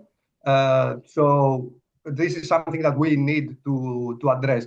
What I also can say is that if you look at the local projections, as Evie said, usually local projections have much wider confidence, result in much wider confidence bands. But if you look at local projections, then the effect is more short-lived, so it's up to a year. So it may be something that we need to look both in terms of what is the intuition behind it, what is the theory, but also empirically given to look at our model again. But it's a good comment. So thank you, Vasil. Thank you. Another question by Johanna. Yes, please. Yeah, thank you for the very interesting talk. So in the beginning, you mentioned that kind of motivated this with this problem of macroeconomic models of matching these quantitative house price booms. So one problem in these models typically is that if you have just your household demand shock, it's the investors in the market who are offloading their rental properties to households. And then just basically home ownership rate goes up, but house prices don't increase. So in these models, you typically need these sentiments or beliefs to be shared by all parties of the market. So it's not enough to have a sentiment on the household or demand side, but you also need these investors and other professionals to believe in these house price booms or so on. So do you have any evidence on from professional forecasters or anything like that these sentiments correlate also with them? Right. So I don't have that evidence. I think that these survey measures are they are not going back in time for a proper econometric analysis, because we need a lot of mass shootings to extract useful information about the negative sentiment shocks. But what I would expect is that if you look at professional forecasters, the expectation would be that they are not prone at that level to sentiment shocks.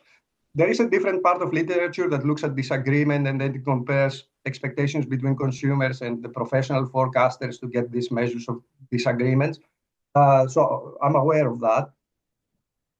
Now, going back to the beginning of your comment, I think that here consumer sentiment is going to play a big role, because it is a large fraction of the market, and these guys interact with themselves. So I will assume that it is intuitive to expect to see an impact, even if you don't look at other surveys. I don't know whether I answered your question, but if I didn't, just No, I mean, yeah, I mean, for sure, there's a debate on how big if the consumer impact can be, and there's a bunch of papers which argue on different sides of the debate, I guess. But yeah, thanks. Yeah, I think I will tend to believe that it can be substantial, but that's me. Can I ask a couple of questions to me as well? Absolutely, yes. Yeah, sorry, I couldn't see if anyone else has a hand. Yeah, basically, I mean, first of all, one comment regarding to the point of Vasilis. I mean, I think if you were to combine your data with some sort of regional house prices, then it could be potentially a new paper because there is a big literature on M&As and corporate finance that says whenever you have terrorist attacks or this type of shootings, they use it as an instrument or as a diff type of setting to figure out whether the specific area, the specific locality has lower. And then there is a clear evidence from these studies that there is less investment, maybe deals that were to go in terms of buyouts, they are abandoned, so you can mix it with that literature if you go into a more sort of, in a new paper, going to regional type of house price of the aggregate. Then at some point at the start, unfortunately, I lost the connection. So basically, my question has to do with I didn't follow the part that you were saying. What is the source of your consumer expectations? Is it the Michigan or the Conference Board? No, it's the Michigan. So what I'm using the index of consumer expectations. This is produced by. Okay, I'm fine. I'm aware of those. Yeah. Now, from what I recall, the Michigan has also some housing-related questions. Did you utilize them at all or not? Yeah. That's a right point. Okay, so there are two problems with using the questions that are focused directly on housing. The first one is that they have a lot of questions now, but these questions they were not included in the first surveys. They go back to 1965. And the second point, which is related, the questions that there are some that go back to 1965, but the problem with them is that they look at the current state of the housing market, and I'm looking at expectations. Yeah, okay. So they ask, is it now a good time to buy a house? Which it's not exactly forward-looking. It's about what is going on now. I have tried it, and the results are the instrument is weak. It's statistically, if I remember correctly, it's statistically significant, but weak. Cool. Okay, that's fine about the Michigan, because the Conference Board does, as far as I recall, it doesn't have any specific housing questions. Now, of course, there is also the U.S. Survey of Consumer Expectations by the Fed of New York. Now, these guys, they have explicit questions about property market outlook, but the problem, from what I recall, is that it starts a bit later on. It's the survey which is run by the New York Fed. But, however, I just Googled it while you were speaking. There is, if you know it, there is this Wells Fargo. It has to do with home builders, housing market sort of sentiment, how the home builders look at it. And that one, I just checked the data. I can even send you by mail. It starts 1985 monthly. So that could be a sort of, alternative. You say, okay, I have something coming from the house builders because. From what I recall, we started a project in the past, but we never finished it. We had looked at this Wells Fargo, and then there is also by Fannie Mae and Freddie Mac.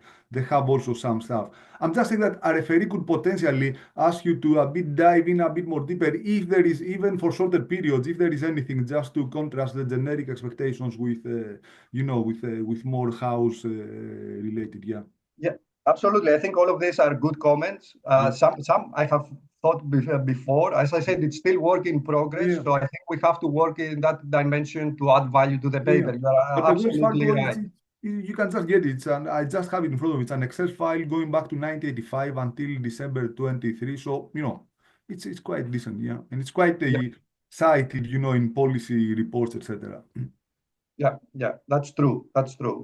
This is I'm familiar with that, and it's something that it's in our to-do list. Yeah, absolutely. Good. Thanks for the comment.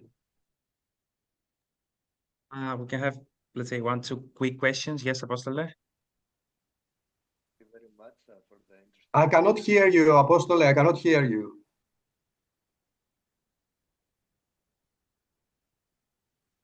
There is no sound.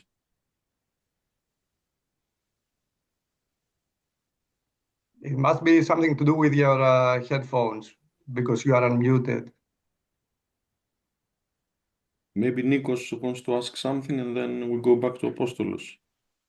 Yeah, let me chip in. So Okay.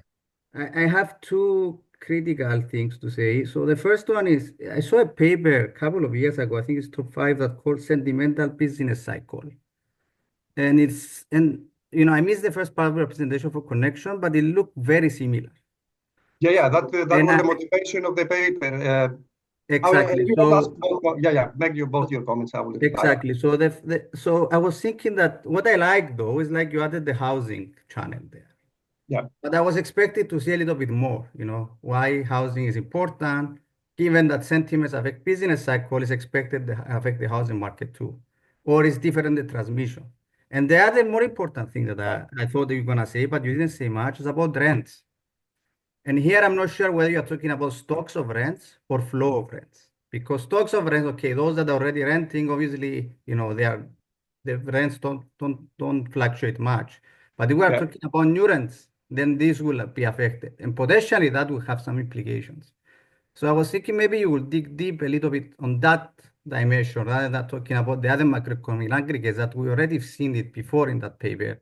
And we don't add something new, unless if the housing provides some new implications. So that's my two comments, and that's what I wanted to say. So I like it that you had the housing, but I wanted to see a little bit why it's so important. What does it bring you to the table compared to Morten's draft paper?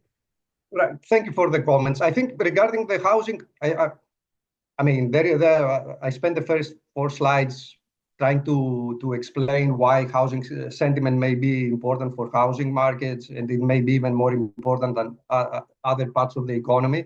Yeah, we can do more about that, I guess. There is always room for improvement. Now, regarding the effect of the empirically, what do we learn? I think that's why I have this last bullet point in the slide, that we need to run a counterfactual exercise to see how much of the overall effect that we observe in the economy is coming because of housing. So if we shut down the housing channel, what is going to happen? So we need a counterfactual exercise. I agree. Yeah. May I ask you want to try again? Yes, now I can hear you. Yeah, thank you. Thank you for the interesting presentation. Now, just a quick comment on the results of the IRFs about the uncertainty policy index.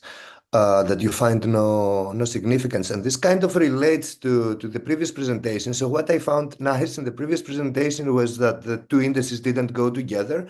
So this signaled that there's something particular about the housing market that's not captured by the general policy index. But in your case, the fact that you don't find significance, I mean, it's kind of surprising.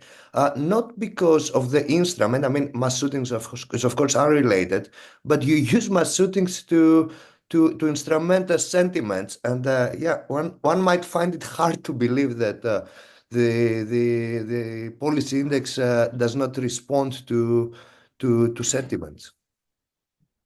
I mean, that depends on I guess the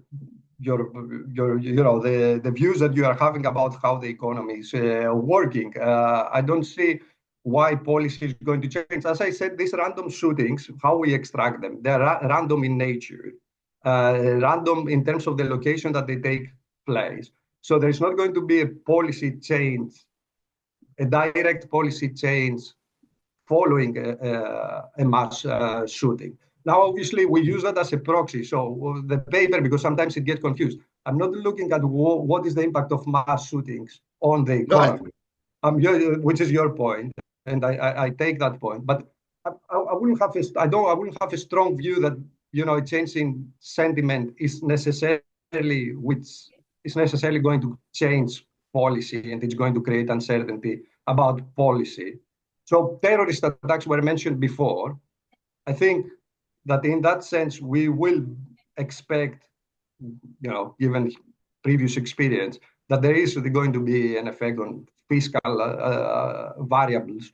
But I don't see why it should be the case that economic policy uncertainty should be affected. So what should be the channel? It's not clear to me. You see. Oh, okay. So sorry. Yes, I get your first point that yeah, you use mass shooting as I guess to find the exogenous variation in sentiment. But yeah, consumer sentiment is one of the key, at least the way I see economic policy, is the key component of output, and one would perhaps expect economic policy to respond to changes in consumer sentiment. So that was I take your point, Apostole, but it may be the case that it's the part of consumer sentiment that has to do with fundamentals. So if you are the future path of fundamentals, so if the policymaker is concerned about the future path of fundamentals, it may be that the policymaker decides to change policy, or there is uncertainty about what the policymaker is going to do.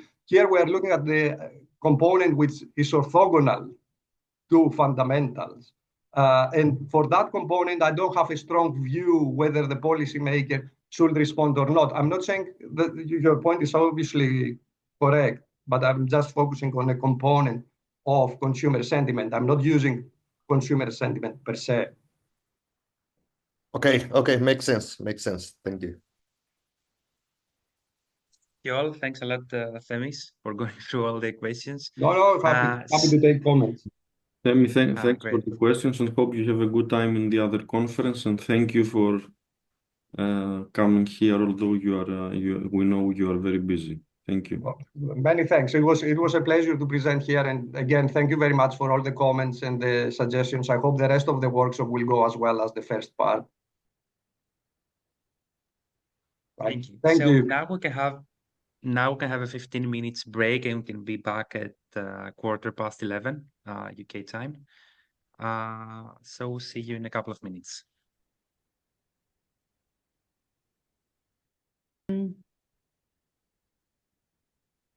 Thank you for staying up for the second part of this housing market workshop.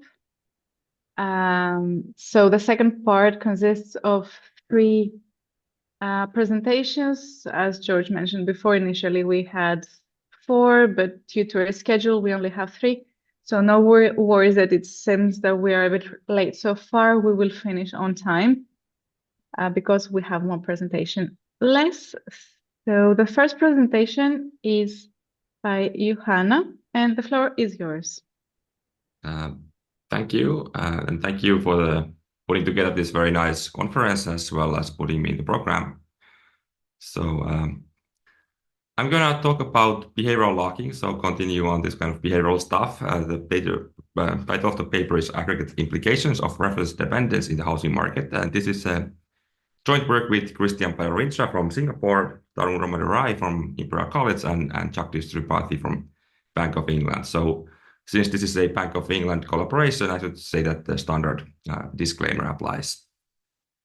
So I suppose in this audience, I don't have to motivate the study of housing market that much, but as we know, in general, there's a big public policy debate on different kind of fiscal, on different kind of topics on housing market, affordability crisis, and so on, and of course also on fiscal policy, especially in the UK.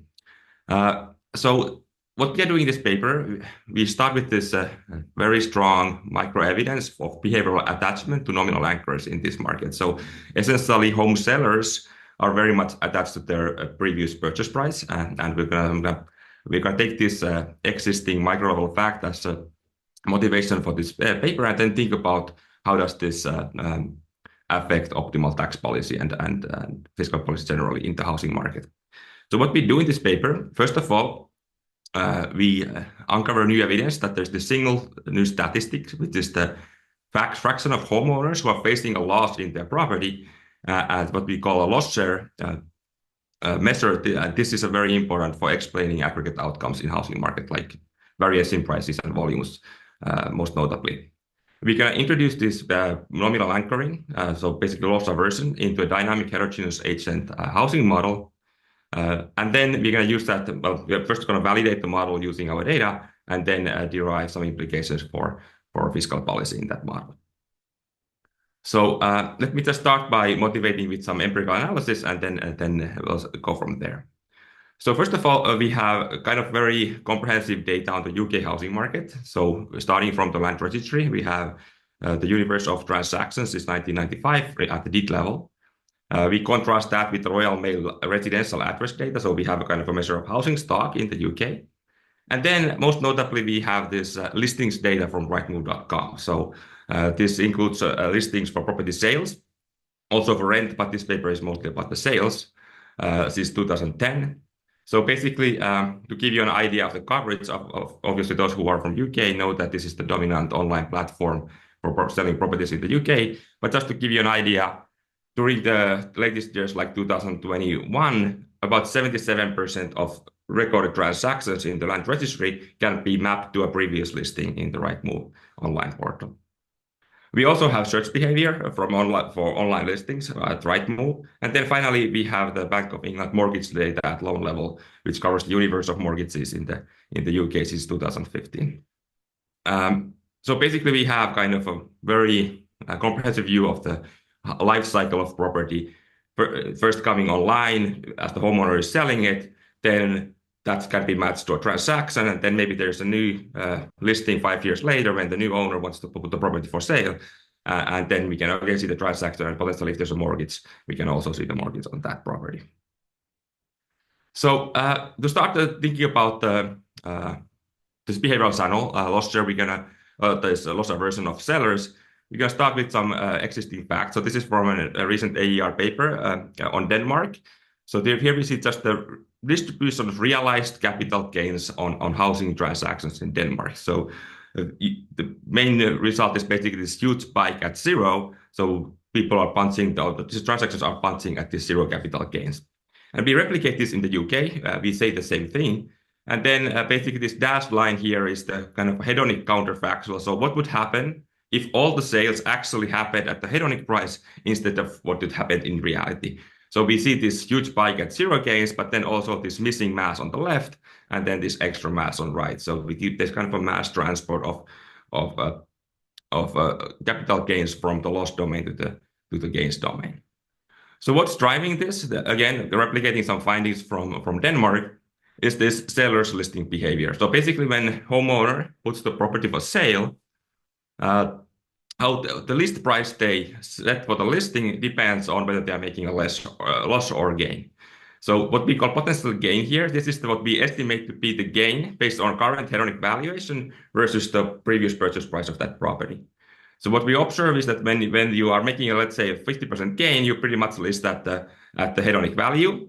But then when you are making a loss on that property, then you start marking up the list price in order to avoid losses. And that then generates this spike at zero. Now, there are kind of two potential explanations in the existing micro literature dating back to the 90s, which could be driving this sort of behavior.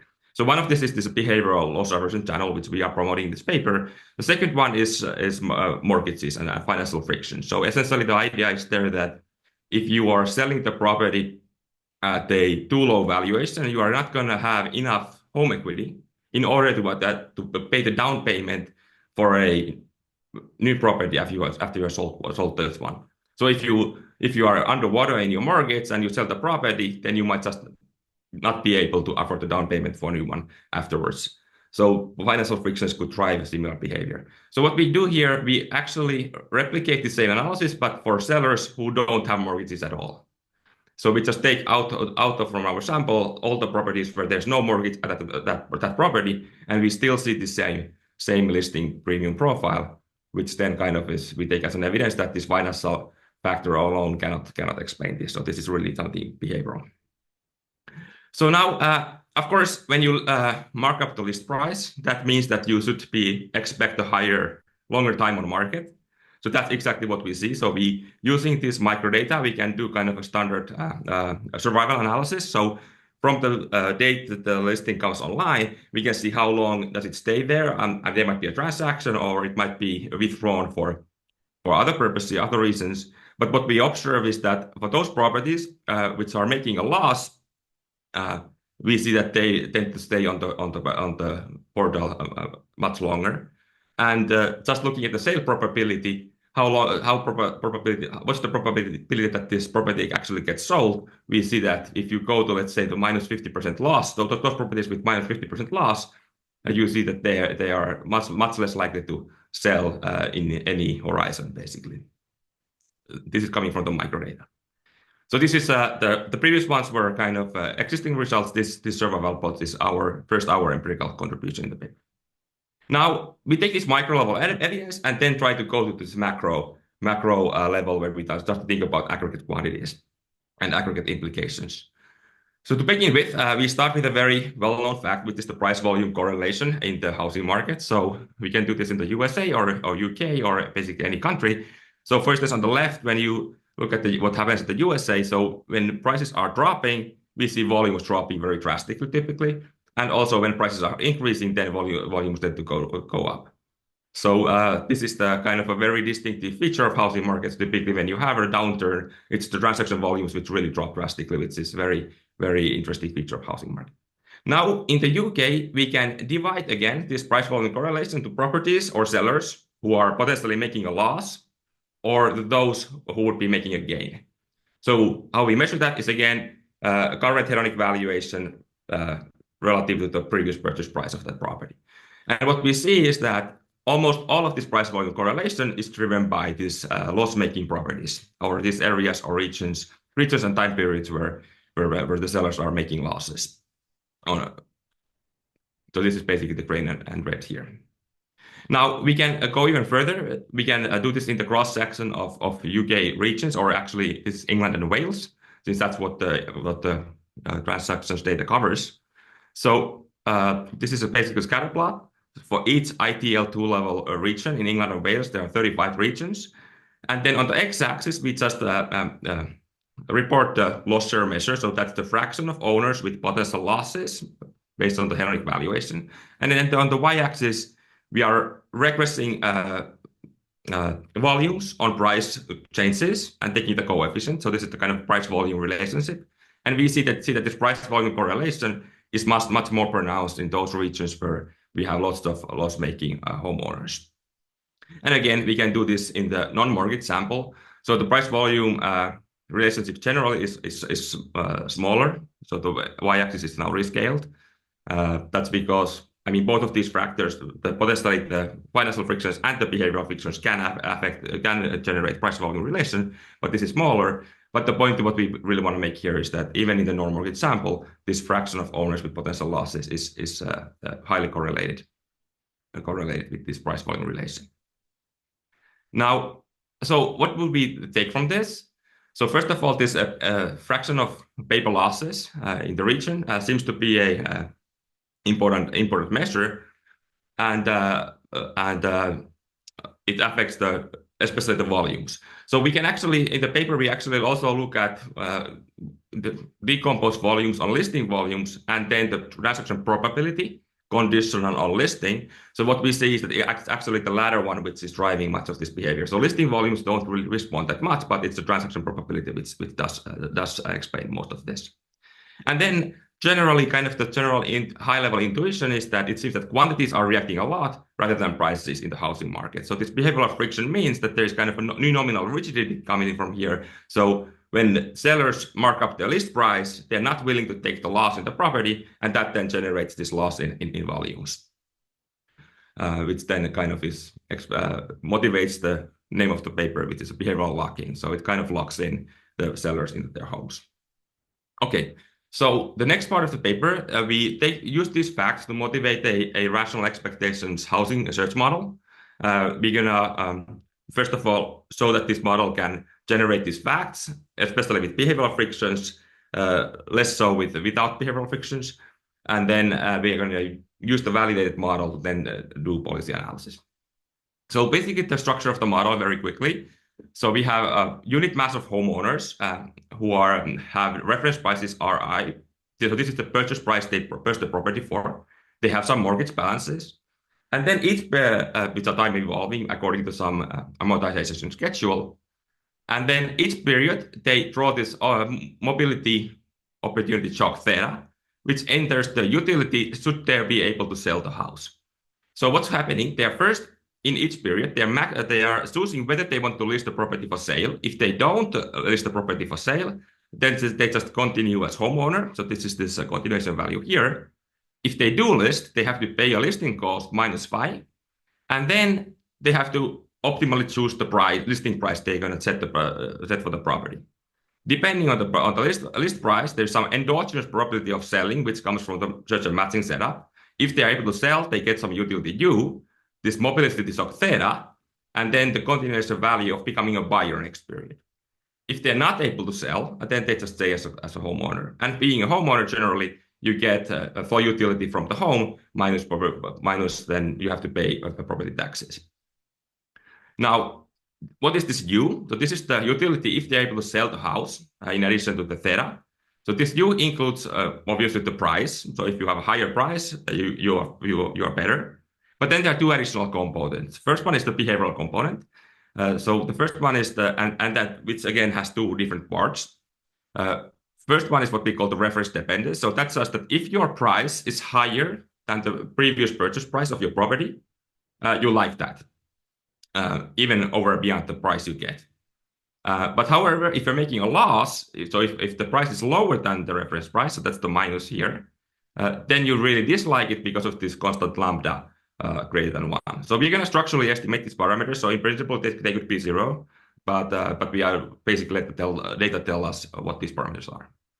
And then we have this downsizing penalty, which is the financial friction. So if your home equity, so P minus M, this is in log terms, so this is the home equity. If this goes below some exhaustion threshold, let's say 30% in the UK, then you dislike that prospect because that would kind of mean that you are not able to finance the down payment for a similar property in the future. Okay, so that's the utility function, and that's then the homeowner problem.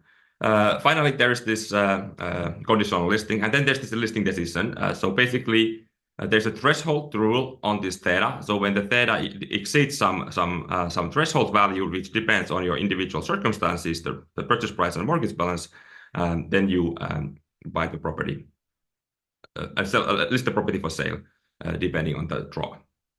Okay. How about the buyers? So this is a search and matching setup where we have this endogenous number of sellers depending on the draws they get, and they're going to meet a constant mass of buyers. So there's this market tightness, which is the number of buyers divided by number of sellers, which then determine the probability that the seller is going to meet a buyer. And that's then actually endogenizes this alpha function here in the seller problem. Now, in a meeting, the buyers, they draw a taste of epsilon, and then they have to choose whether they want to accept the offer which they observe in the meeting. So this is a random search model where buyers randomly search for listings, and then when they meet, they observe the price, and then they taste of, and they either stay as a buyer or they accept the offer and become a new homeowner with this homeowner value function, where we have expectations also over the mortgage balance. So we kind of simplify the problem a little bit, just say that the mortgage is drawn randomly after they have accepted the offer, and then we're just going to calibrate that mortgage distribution using the Bank of England data. So basically, in equilibrium, there has to be a consistency between all the expectations, actions, and matching outcomes. So it's a kind of a standard search and matching equilibrium. Kind of the novelty in the modeling approach here is that now these reference prices are endogenous. So whenever there's a transaction at price P, that transaction price is going to be encoded as the reference price of the new homeowner. So this distribution of reference prices is endogenous, and we are going to solve for the stationary equilibrium of that object. And also there's going to be these mortgage balances.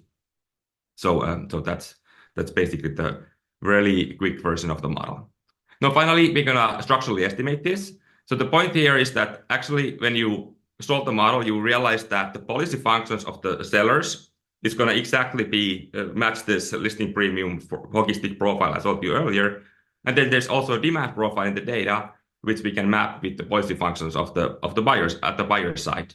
So we can exactly match this model object with the data counterparts, which then allows us to identify these structural preference parameters, eta and lambda, and also the mu for the home equity.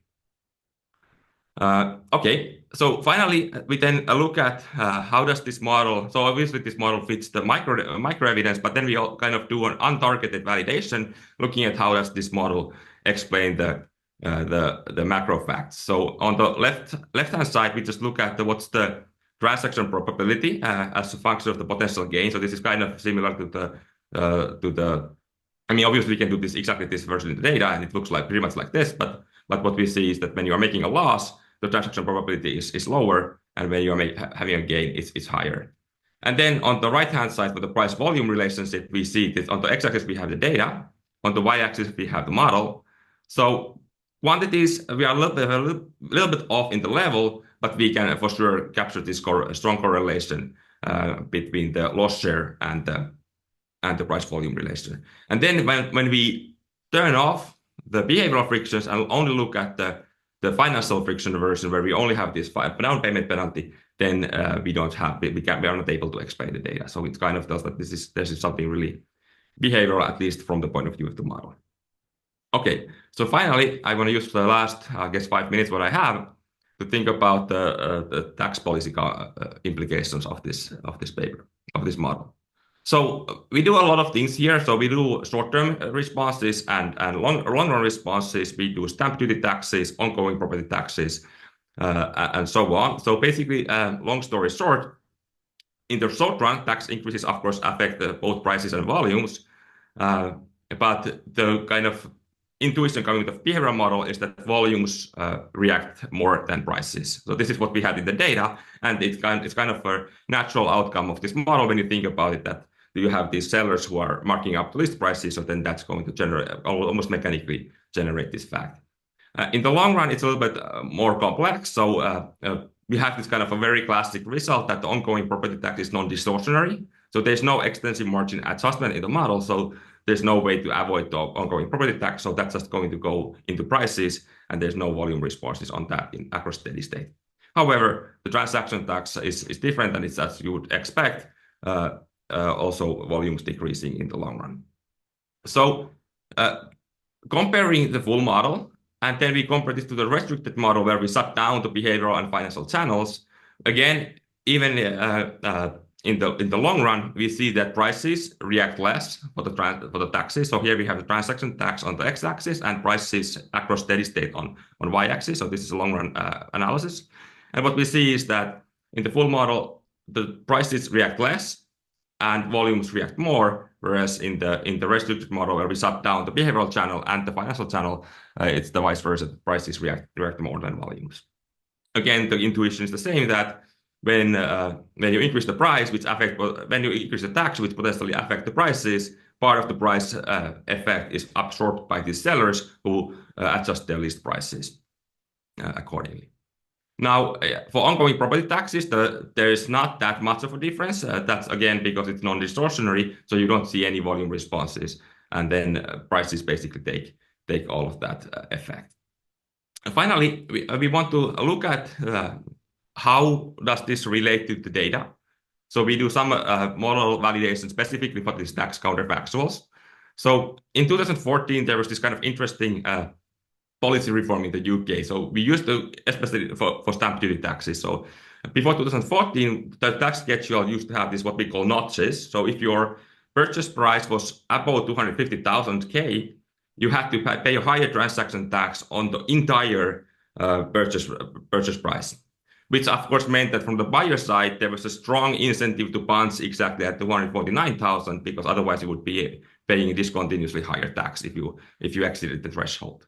So now the question is that if you have a seller who is listing the property at, let's say, 259,000, the question is, how willing is he to accommodate this buyer preference of buying at the 249,000? So obviously, if he was making a loss, according to our theory, he would not be willing to do that. So we would expect less but excess punching at these tax thresholds in the behavioral model than in the non-behavioral world.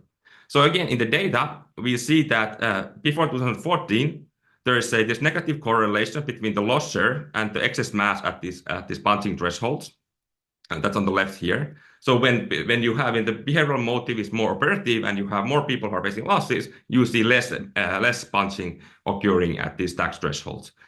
After the reform, what happened is that they got rid of these notches and kind of now have a kind of a very typical marginal tax rates and for the transaction tax. So basically this disappeared. So then that kind of says that this loss share and the behavioral motive was driving these tax elasticities also in the data. So in the final part of the paper, we then look at look at a little bit of welfare analysis. So we define welfare as household surplus. So this is gains from trade. And then government might also be interested in tax revenue. So every dollar of tax revenue has some social marginal value, or we call G. So let's say it might be 75 cents or something like 50 cents or something like that on top of what the consumers already get from the market.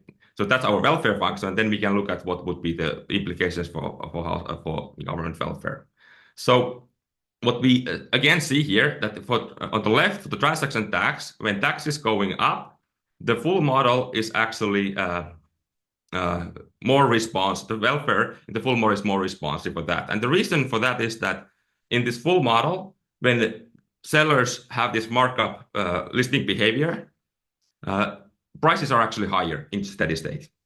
So when you have high prices, then transaction taxes generate more revenue. So when you bump up the transaction tax, you're going to get more revenue for the government, and since government values that, the total welfare goes up. The same thing is also for ongoing property taxes, but now when there's potentially when you increase the property tax, then you decrease the price of value of the home, the price of the home. So then you might get these Laffer curve effects out of that. And finally, I think this is the very last result I'm going to show you today, is that when we think about we can think about indifference curves. So what would the government likely do? So they have these two different policy levers on the housing market. There's transaction tax and ongoing property tax. And then you could think about what's the optimal combination of those two. So what we see in the full model, that this trade-off is steeper. So if you want to reduce the transaction tax, you have to bump up the ongoing property tax more to generate the same amount of welfare. Again, the reason is that because prices are higher in this behavioral world, then when you reduce the transaction tax, you're going to lose more on the revenue side. So you have to, in order to compensate, you have to increase the property tax more. In the paper, we study different kind of assessment models. So basically, how does the home value translate to government revenues? I mean, it depends on how these are assessed and so on. I don't think I have much time to talk about that, but qualitatively, the results are similar. So to conclude, what we do in this paper, we have first document this new aggregate statistic, which is the fraction of homeowners facing paper losses, and that's important for explaining price volume correlation and volatility in volumes and so on. Which I didn't discuss today, we look at intensive and extensive margin effects and so on. So we do much more on the empirical side in the paper. And then we use these facts to motivate the search and matching model, which we then validate and use to derive some policy implications. So thank you. That's all. Thanks, Johanna, for your insightful presentation. Do we have questions? Yes, Alex.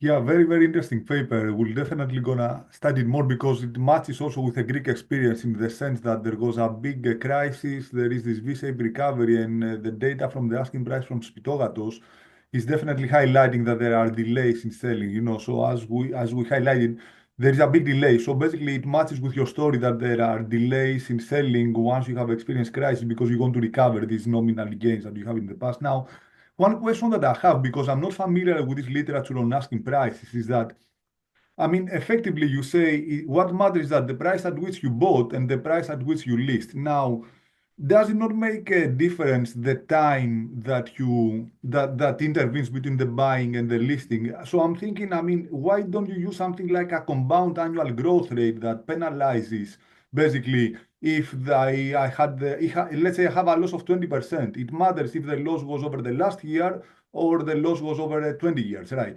So do they care about this point there in this literature or not? So I'm not sure what they do in the existing literature. So we certainly looked at that. So when we do this time on market analysis, we use Cox proportional hazard model, and we include holding period as one of the control. Okay, so you control for that. Okay, that's fine. Yeah. Okay. So I have one question, technical one. It was too much to absorb, but it looks a great paper. How do you at some point I saw, because it's related to the paper I will also present, the number of buyers. How can you measure this, the number of buyers, both in the data but also in the model? No, I mean, Yeah, exactly. So it's a difficult thing to know who wants to buy, who doesn't want to buy, no? yeah, so that's I didn't discuss that. So that's where we use the right move search data. So basically, what we observe, we have a right move listings, and then we see who's searching for that listing. So we see who's clicking that advertisement and opening the website where you see the property details. But then on the right move website, there's also a link where you can ask for kind of contact with the seller, which is basically with the agent. Yeah, but So you're not sure that these people are buyers, no? So I'm So we think of casually them as, looking for a house now also, and doesn't mean I'm a buyer or I'm a potential buyer. So so there basically, can be noise there.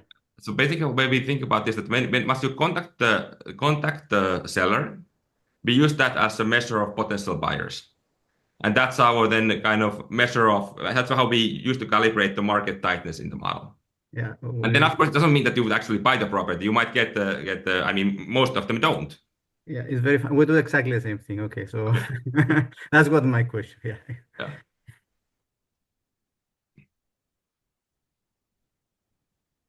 Do we have any other questions? So we move on with Given that maybe a quick one. given that no one has a question, let me ask another one. So is this is a, because it was on my to-do list, this is a follow-up paper of the you are Imperial, I guess. That's why Imperial. So it was there was some courses of this Danish paper. So and this looks like Yeah. follow-up. So Yeah. yes, this is a follow-up. So my co-authors Tarun Ramadurai and Christian Badarinsa are co-authors in that paper on the Denmark. So yes, this is a follow-up. So basically, we want to take this micro evidence and then look at the macro consequences and do a lot of work on the macro side. That's basically the contribution of this paper.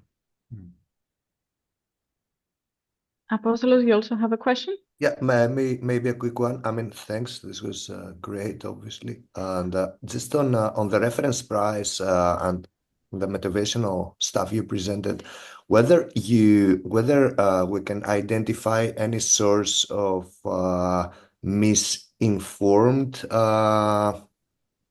reference price, that is, do you have information on whether the transaction was made through a real estate agency or not, and whether an appraisal was conducted, because this might have implications for the level of the loss or even for the gain as well? So in the listing site, we do observe who was if the property is being sold through an agent or not. We don't really use that because the idea here is that even if we don't really, I mean, we can see in the data the transaction price, and then we can measure what's the current Hellenic value. Obviously, there's some noise there, but of course, the seller himself knows what he paid for the property. So even if there's some measurement error on the data, the seller certainly knows what he paid the property for, and then once we average over all sellers, we can kind of get rid of any idiosyncratic measurement error or noise there. And also, these micro level facts, they are very asymmetric. So if you just look at this first graph, so basically you see that this counterfactual which we built exactly crosses this realized capital gains exactly at zero. So it's very asymmetric in the sense that it's really a mass transfer from the losses to the gain domain. So it cannot be just misinformation or measurement error or anything like that. Thank you. Thank you. So let's move on to the next presentation if there are no other questions. So next presentation is by Nicolas Sirijas, Understanding Spatial House Price Dynamics in a Housing Boom. Nicola, the floor is yours.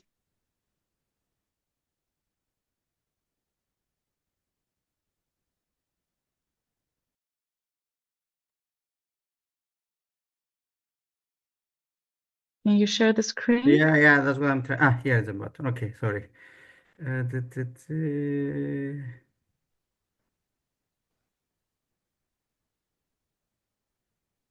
What do we see? Okay. You see my slides now? Yeah, now we can see it. Okay. So it's very much related to the previous presentation. So thanks a lot for this excellent paper. On the other hand, I will focus more on the data, Nonetheless, this is a paper that it was conducted jointly with Leo Kass, who is a professor at Goethe University, and my co-author Georgi Kochakov, who works at the Deutsche Bundesbank. So the usual disclaimer also applies here. And so what do we do in this paper? We also have an online list of data for Germany. So the leading online website in Germany that is called Immobilier Scout. And what do we do there? So we take the log price of all these listings. Then we run a hedonic regression. Okay, we take the residuals and we aggregate them at these geographical areas that you see here. So across the whole Germany, and then we focus on rural, urban regions. Then you can also think of different geographic dimensions. And you see between 2009 and 2018, that is the period that Germany experienced the recent housing price boom, house prices increase across all Germany. Okay, so that's something I expected to find. So the most interesting part that motivates us to start this paper is like if you do the same thing, but now we have the spatial variance, meaning the variance across locations, and I'll come to it, what does it mean locations? You can think it as postcodes here, also increase over this horizon. So not only we have prices increasing over time, we see that there is an even growth across the same geographical areas increases. So given that this fact, we try to understand what's happening, okay, what's going on. And we're gonna have an empirical exercise, a very, very basic statistical decomposition.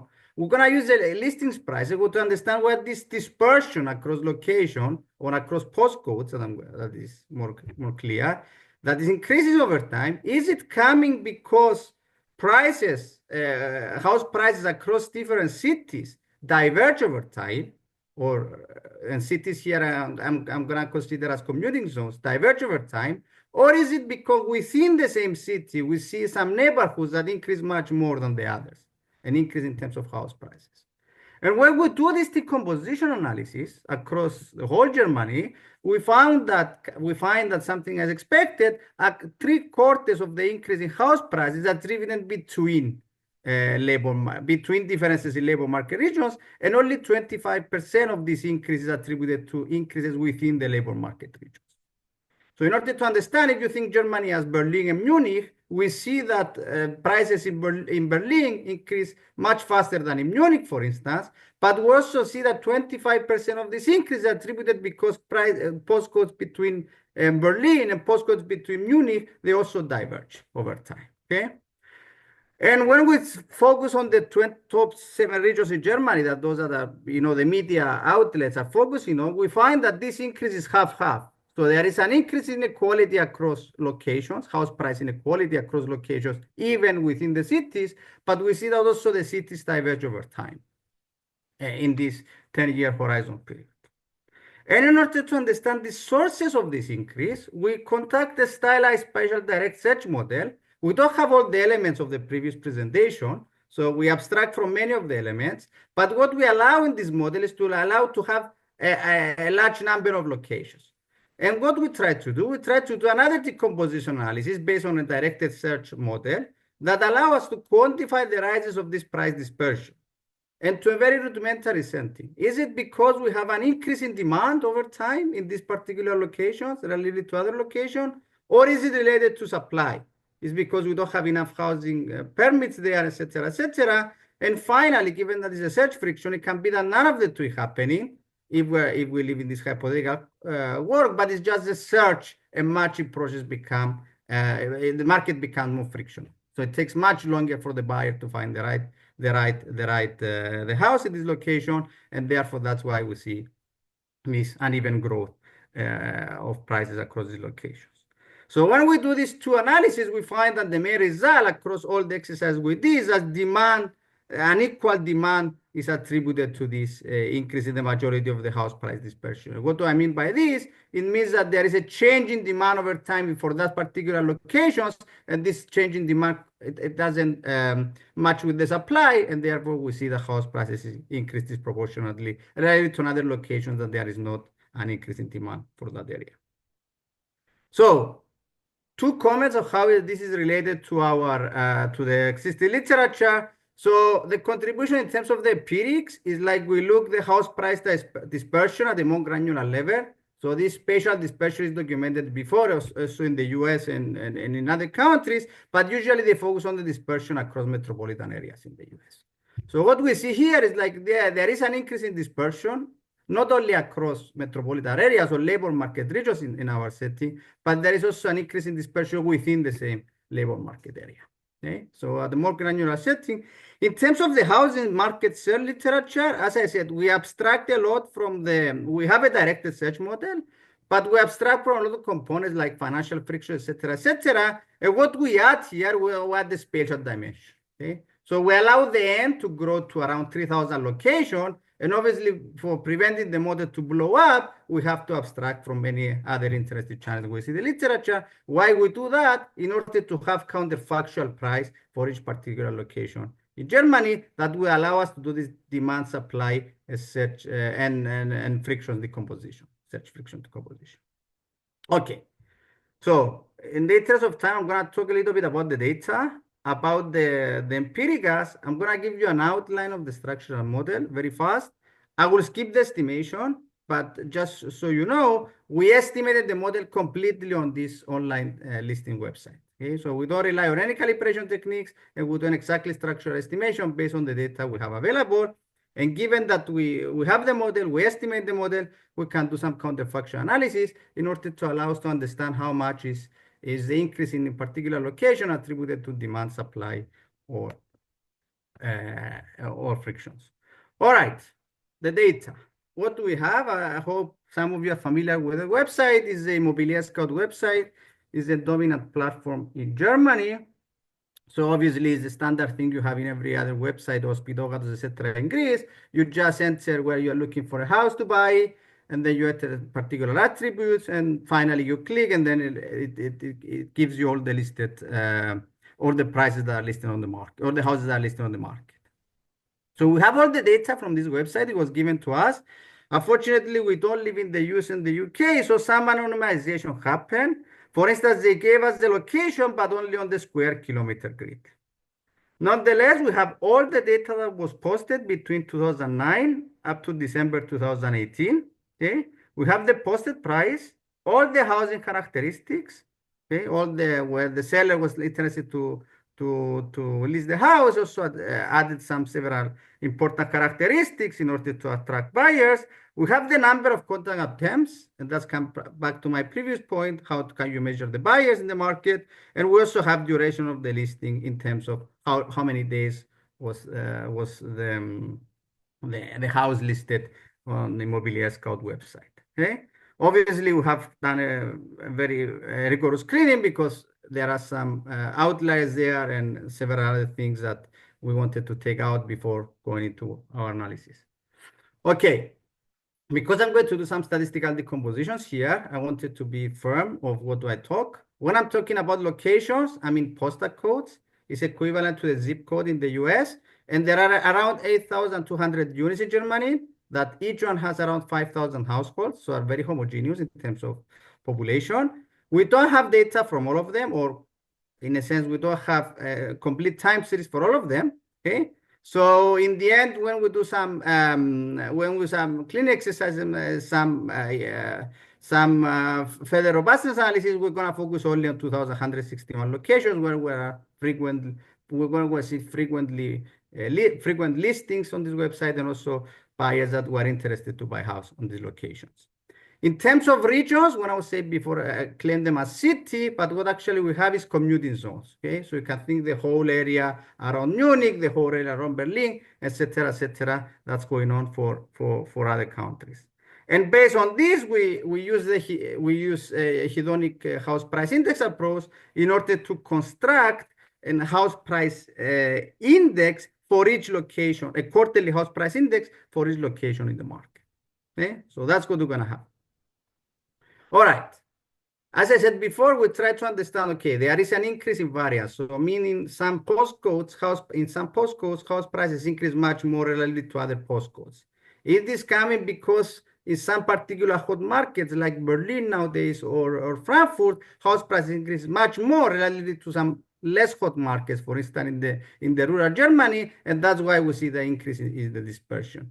Or is it because we see, even within Munich now, also with the refugees, etc., that some areas, house prices don't increase that much because predominantly low-skilled households living there, and in some other areas where high-skilled household living, house prices increase much more, and this contributes to inequality. And obviously, it's an important thing. So before doing so, I'm just showing you some distributions here. So here are the hedonic house prices across postcodes, okay, in 4 distinct periods. 2009, the blue, that was exactly straight after the financial crisis. And then we have yellow 2012, and finally the 2018, that is the last year of our sample. It's quite evident that the mean is shifting to the right. Why? Because house prices on average increase over time, and that's something we expected. But it's also quite evident here that the dispersion has also increased. The postcodes the increase in postcodes becomes to become more divergent, especially on the right tail, as you can see. All right. And here we do the decomposition analysis that I mentioned before, meaning, okay, we have the total variance across postcodes, and we're going to have some statistical decomposition that this whole exact. If you are interested in the proof, you can see on the paper, meaning the total variance is 2 components. How much of this variance is attributed to within locations, okay? And how much is attributed to between locations, all right? And this I will skip now because is something we're kind of not interested in the paper, but what is much more interesting is the between location variance, okay? So when we try to understand if this variance across postcodes that I showed you before is coming because the increase in variance within the labor market regions, so within the cities, or is coming attributed mostly the increase in variance between regions. So Munich and Berlin, house prices in Munich and Berlin diverges over time. We did this analysis, and what we find? We find in the full sample that, yes, the increase in total variance is significant. Between 2009 and 2018, we have 10 basis points increase in total variance in the full sample. But of this total increase in variance, only 3 basis points coming within regions. Okay, so it's the 25% I mentioned before. On the other hand, most of the increase in variance, that is around 9 basis points, is coming between labor market regions. Meaning what I said before, if you think Germany has 2 regions, Berlin and Frankfurt, meaning there is, yes, some increase within Berlin and some divergence within Berlin and some divergence within Frankfurt, but most of the divergence is coming that the average house prices in these 2 cities diverge over time. Okay? We do a robustness analysis of West, East Germany, or any other things you can think, or another robustness you can think, and we find that this holds across the whole area of Germany. Okay. In the model side, we have this. We try to understand, is this coming you can think of many reasons, demand reasons, you can think of many supply reasons, you can think also in a such a matching framework. And before starting to have the model, we say, okay, let's do a final decomposition and a final model-based analysis, okay? So let's write down the most basic stylized frictional model and estimate this model on Immobilier data in order through the model understand, is this coming through increase in demand, is it coming through increase in supply, or is it coming through increasing the frictions over time in Germany over these 10-year horizons? Okay? So that's what we try to do. And what is the model? The model is started to be a particular region. So it's this labor market, as I said before. And this labor market is divided into different locations. Okay, so these postcodes, as I said before. In each location, there are potential sellers. Okay, I have a house and decide whether I want to sell the house. So enter the market and post a price for the house that I have. Okay, and then if I do that, potential buyers decide whether to enter or not to enter, search the location, and whether they will accept the price that the seller has posted. Okay, so all the power here is on the seller side, meaning the seller has to decide to give a particular price. Has to decide on a particular price that they will for sure this price, or at least with high probability, will meet a buyer to sell the house. Okay. And obviously, the trade is subject to search frictions. We have followed here the directed search literature by Moore and Al. Also, right, this is the directed search model in the housing literature. And in order to allow some mobility, meaning, okay, buyer search, they don't meet, do they search again in the same location or they move to another location, we augment it with things from the special literature, meaning taste shocks. Okay, so in every period, you receive a taste shock that you say, okay, this period I would like to look in a particular area in Germany, but the next period I will draw a new taste shock that direct me to go to another area and search for a house. Okay, so very importantly, this model, you don't search in multiple areas, you search in one area at a time. Okay, that it can be the next period, it can be in the same area.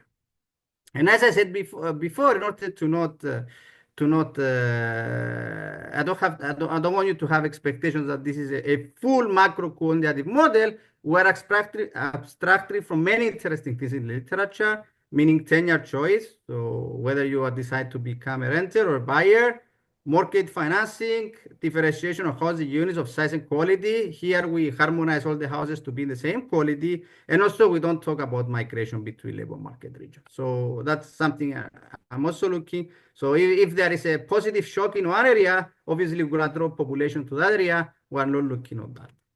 And why we don't do all these things? Because we would like to expand on the spatial dimension.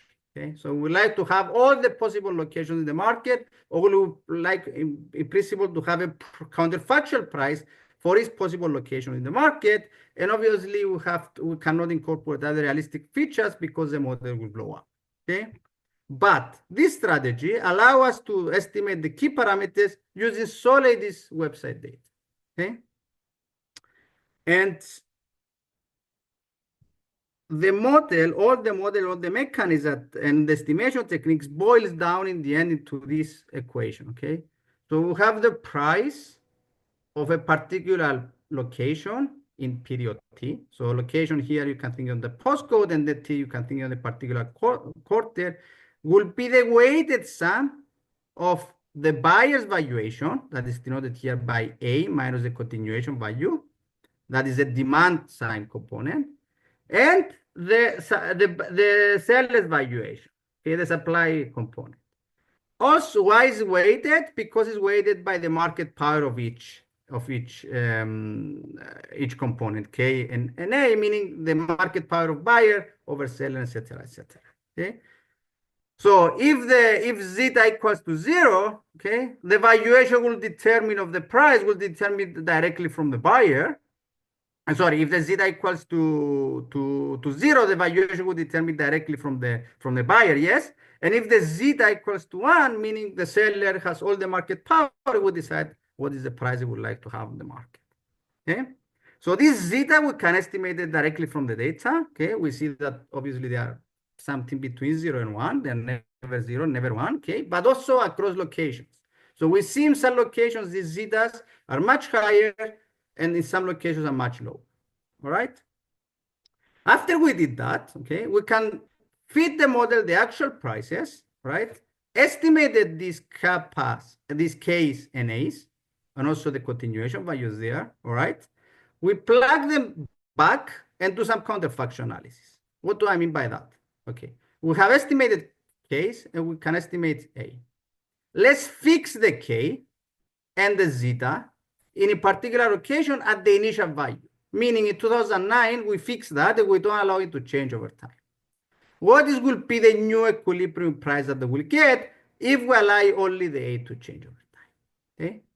So you re-estimate the model, but you fix that component in their initial value, and you allow only A to vary over time. What does it tell us? It would tell us how much of this counterfactual new price we get is attributed to the buyer's valuation, meaning increase in demand. Okay. We can do the same by fixing the other two components. We can fix now A and zeta, and we'll allow K to vary over time. And we're going to get a counterfactual price that is attributed only to supply factor. And finally, we can do fix the supply and the buyer's valuation, and we allow the zeta to vary over time, and we see how much such a matching frictions contributed to this increase in price, or between the price, the actual price we observe, and the counterfactual price. Okay. And I did that for 7 interesting cities that people were thinking about it. So this is the average increase in the price between Munich in 2018 and 2009. We see that in terms of residual hedonic residuals, it increased by 64 basis points. That's what we see in the actual data. If we allow only supply to change over time and we fix demand and rent, we see that the price will have actually increased only 20 basis points. If on the other hand, we allow only demand to change over time and we fix supply and sharing, the price will increase 52 basis points. That is closer to demand. And we do the same for each city. We find that, okay, in the increase in prices for most cities is attributed to increase in demand. What about the dispersion? Okay, we do the same analysis for the dispersion. And actually, we find in some cities like Munich, this contributed negatively. The supply contributed negatively in the dispersion, and the demand kind of overshoot. Okay, at some location, we increase it by 0.3 basis points, and we see that the model will give us 1 basis point. Okay. But the most interesting stuff is that we don't find that it's everything demand. For instance, in some cities, supply contributed more, okay? And in some cities, demand contributed more. You can think for here, Berlin, we find that the dispersion decreased over this horizon period. And we see that supply here contributed much more relative to demand. Nonetheless, as I mentioned in my introduction, if we do it across the whole labor areas in Germany. So across the 99 that I call cities, but actually community zones, we find that the majority of them, the increase in variance is attributed to the demand component. And here is exactly the exercise that I said before. Here I stuffed them all together. Okay, so it's what I was doing in the this is what the data will show us. Okay, and this is what the model will produce. Okay, and the model produces more or less replicates the findings if we allow only demand to change over time. Supply only contributes towards the end of the sample and a very limited component and in some particular regions. And having said that, we have many other interesting facts on the paper, especially on the estimation, especially on the model that I didn't have time to say in this to give to you in this presentation. But nevertheless, I will let you to read the summary yourself. What we find in this paper in a nutshell is like there is an increase in dispersion across locations in Germany, not only an increase in the first moment, and this is attributed mostly to demand side factors that you can think further on in a subsequent models, for instance, interest rates, population movements, or migration movements within Germany, etc., etc. Thank you very much. Thank you, Nicola. Do we have any questions or comments?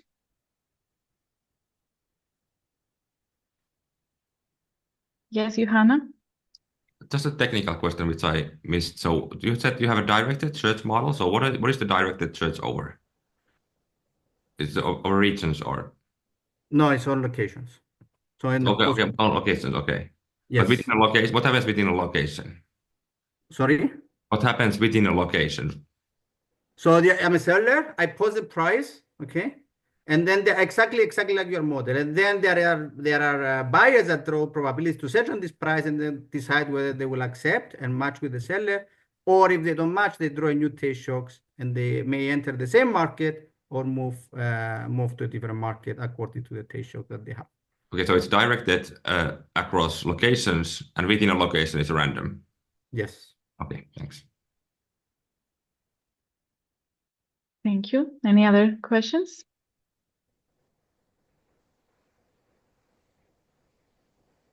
Thank you, Nicola, for the very interesting presentation. And last presentation will be on housing prices in Greece by Stavros Malkidis. Stavros, the floor is yours.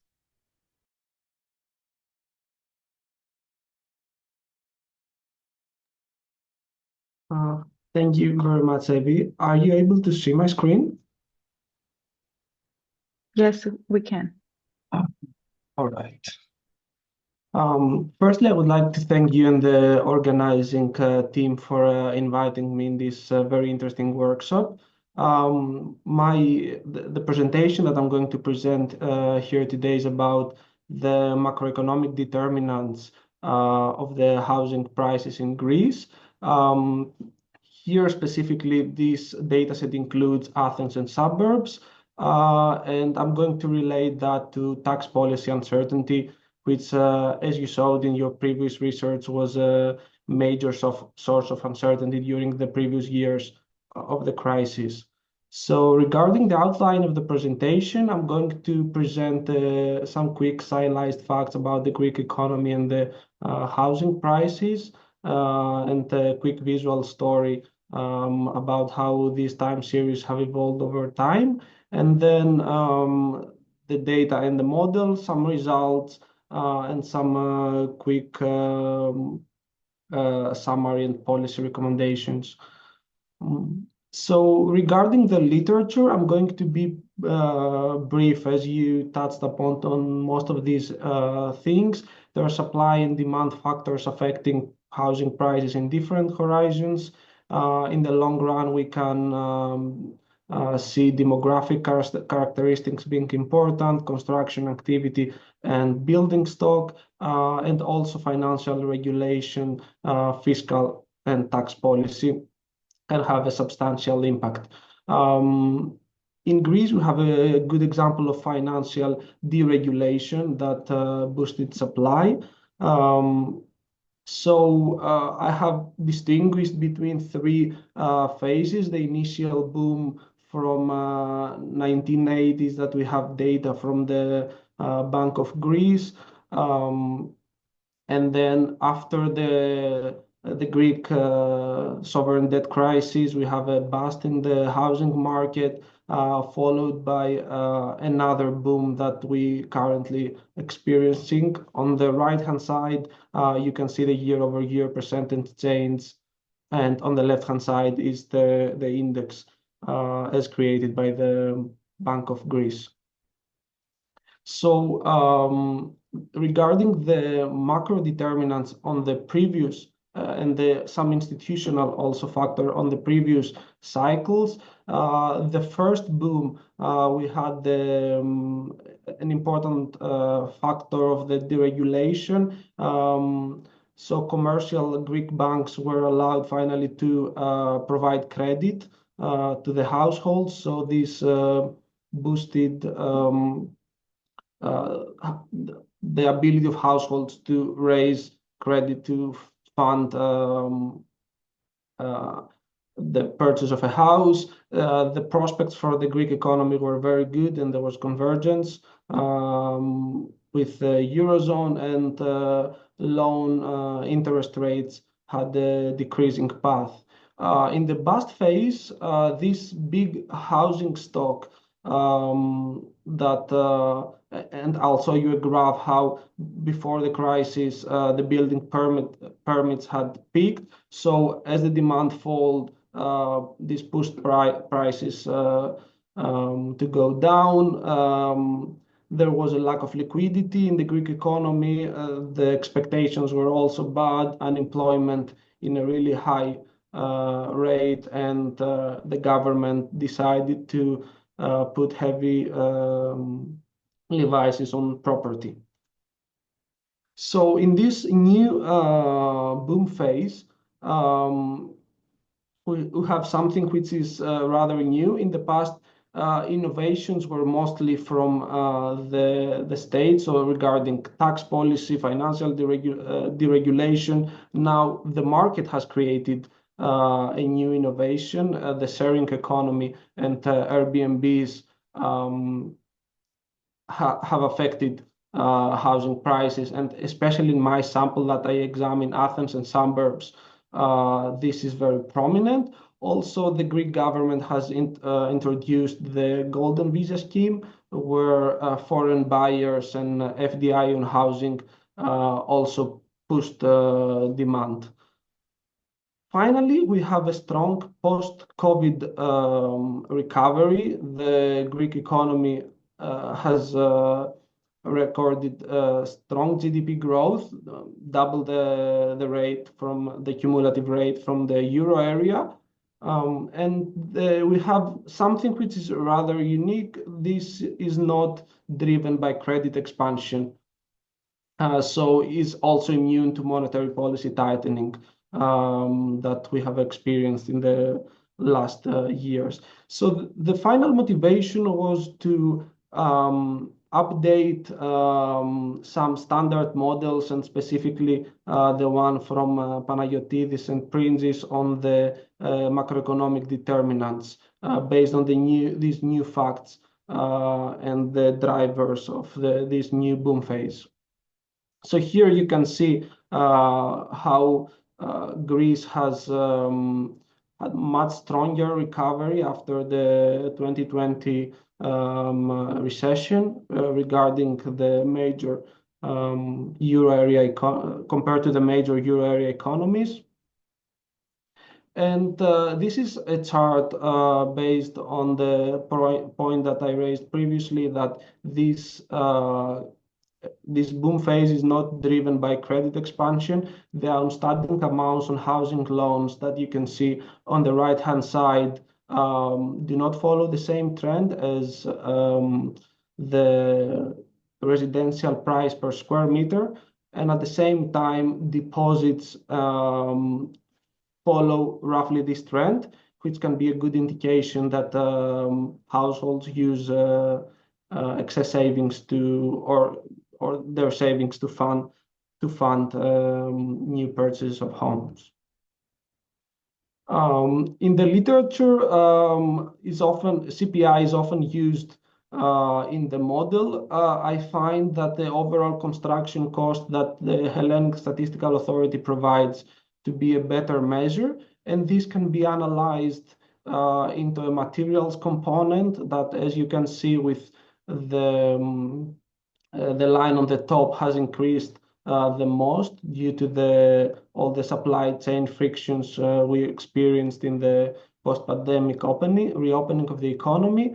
And surprisingly, labor is still pushing down the overall index. And I'm saying surprisingly because the Greek economy has very prominent labor shortages in the construction sector. Here is the tax policy uncertainty. I have calculated the mean so I can give you an idea that throughout time, the Greek economy has experienced different regimes. As the government imposed heavy levies on property, and the housing part was a significant source of revenue. So after 2010, the uncertainty about the tax policy increased, and currently we experience kind of a low regime uncertainty, at least with that measure that Hardouvelis and others have developed. Finally, regarding the supply of housing, we can see that although it has increased a lot after the 2020, it remains way lower compared to pre-crisis levels. The main caveat here can be that demographics are also very different from that period, so we shouldn't expect to rebound fully, but still it's the level is very low. So the data set based on this stylized fact that I have presented is the house price index for Athens and suburbs, retail trade volume except fuel, construction cost index, the building permits, the household deposits that I mentioned that seem to drive the purchases from the household side, tax policy uncertainty, and then I use the growth rate of money supplied, M2 measure, and an unemployment rate.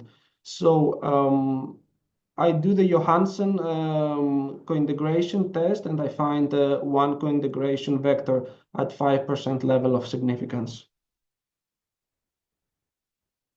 So then I followed the two-stage estimation procedure by Lutpol and Kradzik that allows for exogenous variables in the model. If you remember from the previous slide, money growth is being exogenous in this model, as like is obvious that Greece has the domestic market has no impact on the money growth. And on the top, I have the long run relationship, and I describe the bottom part describes the short run relationship that includes x is the exogenous variable, and then an intercept gets in that equation as well. So the long run relationship seems until the end of the 9th of 2023 to be roughly in line with the rest of the fundamentals of the market, the co-integrating relationship to be more or less in equilibrium. And regarding the results from the error correction model, I find all the coefficients to be statistically significant. And a common finding that I have with the previous version of this model from Panayotidis and Printsis is that the error correction mechanism is rather slow. I find this to be minus 0.04, similar to Panayotidis and other in slightly different sample and some different macro variables.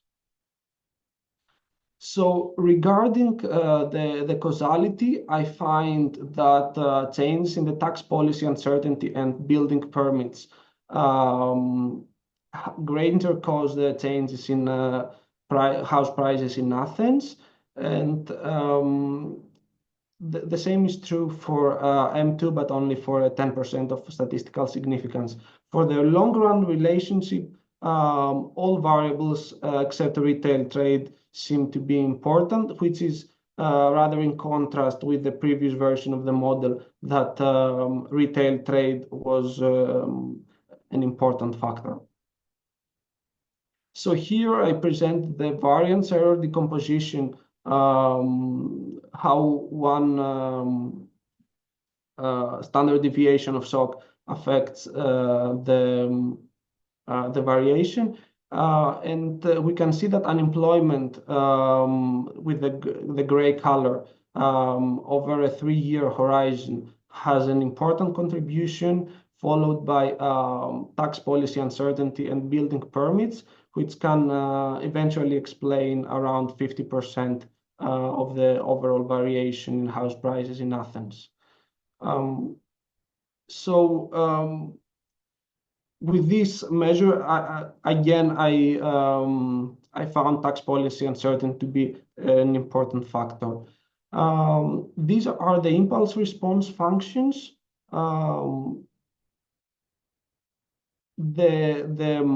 The EPU for taxes, the tax policy uncertainty, has a negative statistical significant result on prices.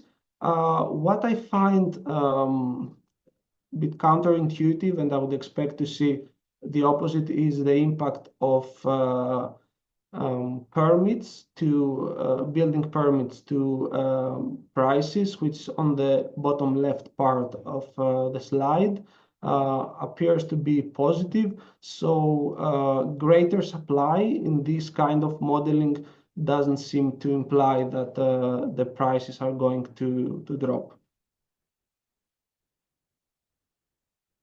Again, construction costs are also positive and statistically significant, as would probably expect. The same applies to unemployment. So regarding, to wrap up and provide some major conclusions from this paper, is that in the long run, the causality is from construction costs, building permits, unemployment trend, rate, and tax policy uncertainty to housing prices. And in the short run, building permits and EPU for taxes appear to greatly cause house prices. Although I tend to take this result with a pinch of salt, given that initial data for prices are quarterly and I have interpolated to monthly. So the short term, to my understanding, appears not to be a very strong finding here. Unemployment emerges as we expect as a very important factor for the overall variance decomposition, followed by tax policy uncertainty and building permit. But going forward, as we are roughly to a more long-run level of unemployment, I expect that these other two factors will have a greater importance. So regarding some policy implications, the Greek government recently introduced a framework to subsidize mortgages for low-income citizens and households, and OECD warned that when supply is constrained, this can effectively push up prices and reduce the access to home ownership. My analysis that find that building permits and supply have a statistical significant impact on prices seem to provide some support for this argument. And another issue is that if you remember from this chart here, the overall labor costs appears to hold down the overall construction cost. And if we don't manage to mitigate the very important and prominent vacancies in the overall construction sector, will probably experience increased overall construction costs for housing supply that can lead eventually to higher prices as well.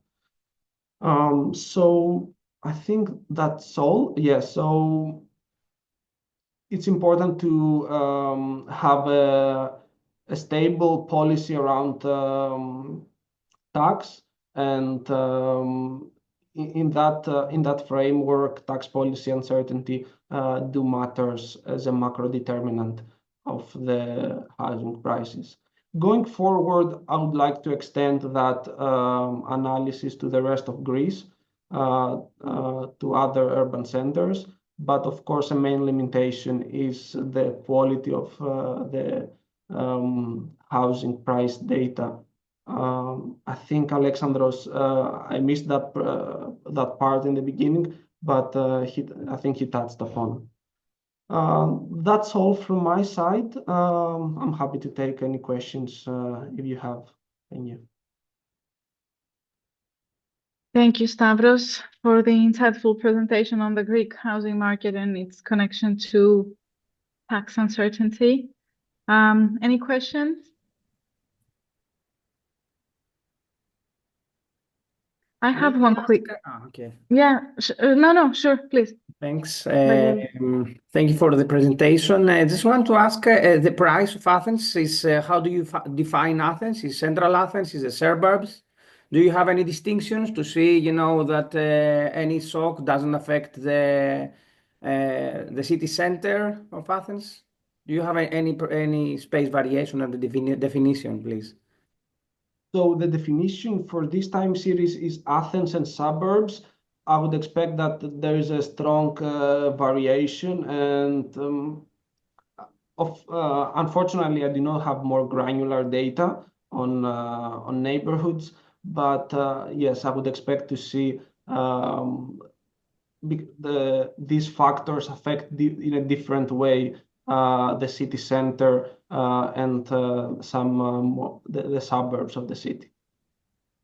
Yes, I'm asking that because these building permits are more focused for the suburbs of Athens rather than the center of Athens, where the space is not that much. So it's interesting, to check that also. Or you Yes, can, if you can find at least to do a distinction on the permits, on the location of the permits that are given.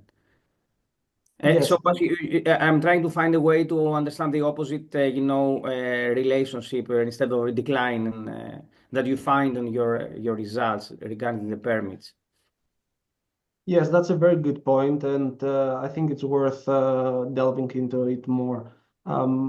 I haven't seen a time series for building permits based on regions, so can be a very useful extension, I think. Thank you. Yeah, just a follow-up on what Vangelis said, which is very important. I know that Stavros, this is work on progress, so we're just thinking loudly here. The mortgages could be, and the volume of mortgages from the banking sector could be of importance for some regions in Athens, but there are other regions that the demand is mainly external. So if you go to the very expensive neighborhoods, the demand is there could be external. So maybe you can, yes, you have the data here. Maybe you can, yes, this is the slide. Yes, this is something that you can, although you're trying to find a long run relationship, maybe you can think of something to work around this. Yes, that's also a good point. Thank you. Any other questions? Yes, I would like to ask a couple of questions. First of all, I missed something. I'm not sure why you chose the period 2001-2013. Why is your sample ending in 2013? It ends on 2023. Oh, It's 2023. Okay, sorry. yes. Sorry, I thought, okay. And in the long run relationship, do you find that tax uncertainty affects house prices negatively? Yes, that's And correct. have you tested for the significant, have you done likelihood ratio tests to test for the statistical significance of the long run effects? So you mean how the tax policy uncertainty in the long run can affect? Yeah. Yes. Yes, so in the VAR model, tax policy uncertainty appears to greater cause the prices. No, actually, I was not talking about the short run effects. I was talking about the long run co-integrating equation. When you presented the estimation of the long run co-integrating equation, okay, you find a negative effect of uncertainty, but is this effect statistically significant? Yes, Yeah. all the coefficients in the long run relationship are statistically significant, Okay, all right. except Okay. for the retail trade. Okay. Okay, all right. Thank you. Thanks. One more question from me, Stavros. You have used the tax uncertainty index by Hardouvelis et al. They also have other categorical indices for uncertainty. Have you tried any of those? I remember that some of them were not so relevant. Like they have, I think, monetary policy, currency, but I mainly tried this one. Maybe a good robustness can be to check with different measures. And another thing is that, as you know, and as you presented, these indices have a lot of volatility. So I did some sort of smoothening I tried some HP filter and the moving average. These appear to do not change significantly the result here, but maybe some more robustness can be useful for this result. Thank you. Any other questions? No, just a comment. I mean, I guess when you have the final version of the paper, you need to decide to take a stance because there is a big policy debate nowadays in Greece at the Ministry of Finance, etc., about, people want to push supply up. So in the idea that the high rise in the supply somehow is gonna catch up with the high demand that we have. So yeah, I mean, there has to be a clear message coming. I mean, are you against this sort of, because the whole things that the ministry is doing is to try to push that, to open up the closed houses, to give incentives to people to put them back on the market, take things out of the short-term rentals and put them back into the market. So the two things need to eventually square together, because that's like at the center of the public debate at the moment. Yes, I think supply measures can be very important in that framework. Maybe if we had the supply measure which can be pinned down to certain areas, so we can have building permits in Athens and the price in Athens. But that's why I included the supply side measure in my model, and I do believe that. It can alleviate prices. And of course, there is like the big question whether with a better measure of supply, we can see this negative relation in the impulse response function when we increase supply to the prices. Yeah.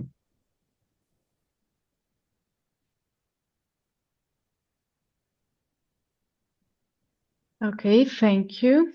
So if there are no further questions, and after the rescheduling of the conference, of the workshop, this means that Stavros' presentation was the last presentation for today. So before passing the floor to Theodore for the concluding remarks, I would like to thank you all for joining the workshop and for your insightful presentations.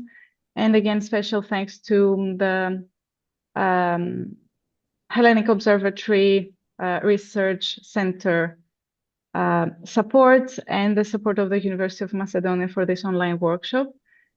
So Theodore, the floor is yours if you want to make concluding remarks. Okay, I would like to thank everybody for their presentation today. We had a really interesting discussion. We had more ideas than we can handle, unfortunately.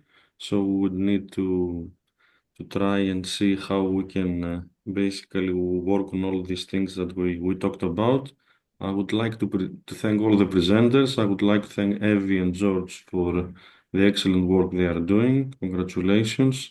And I would like to thank everybody who has attended today. Hopefully, we are going to try and repeat this either physically in the AMEF conference we organize every Easter or in another online meeting like this one. So thanks a lot to everybody for the excellent meeting today. Thank you. Thank you also. Thank you also. Thank you. Thanks, guys. Thank you. Thank you. Thank you. Happy Christmas break to everyone. Yes, happy Christmas to everybody. Yeah. Merry Christmas. Happy holidays. Bye, guys. Thanks. Bye. Bye-bye. Bye. Thanks, everybody. Bye. Thank you. Thank you. Bye.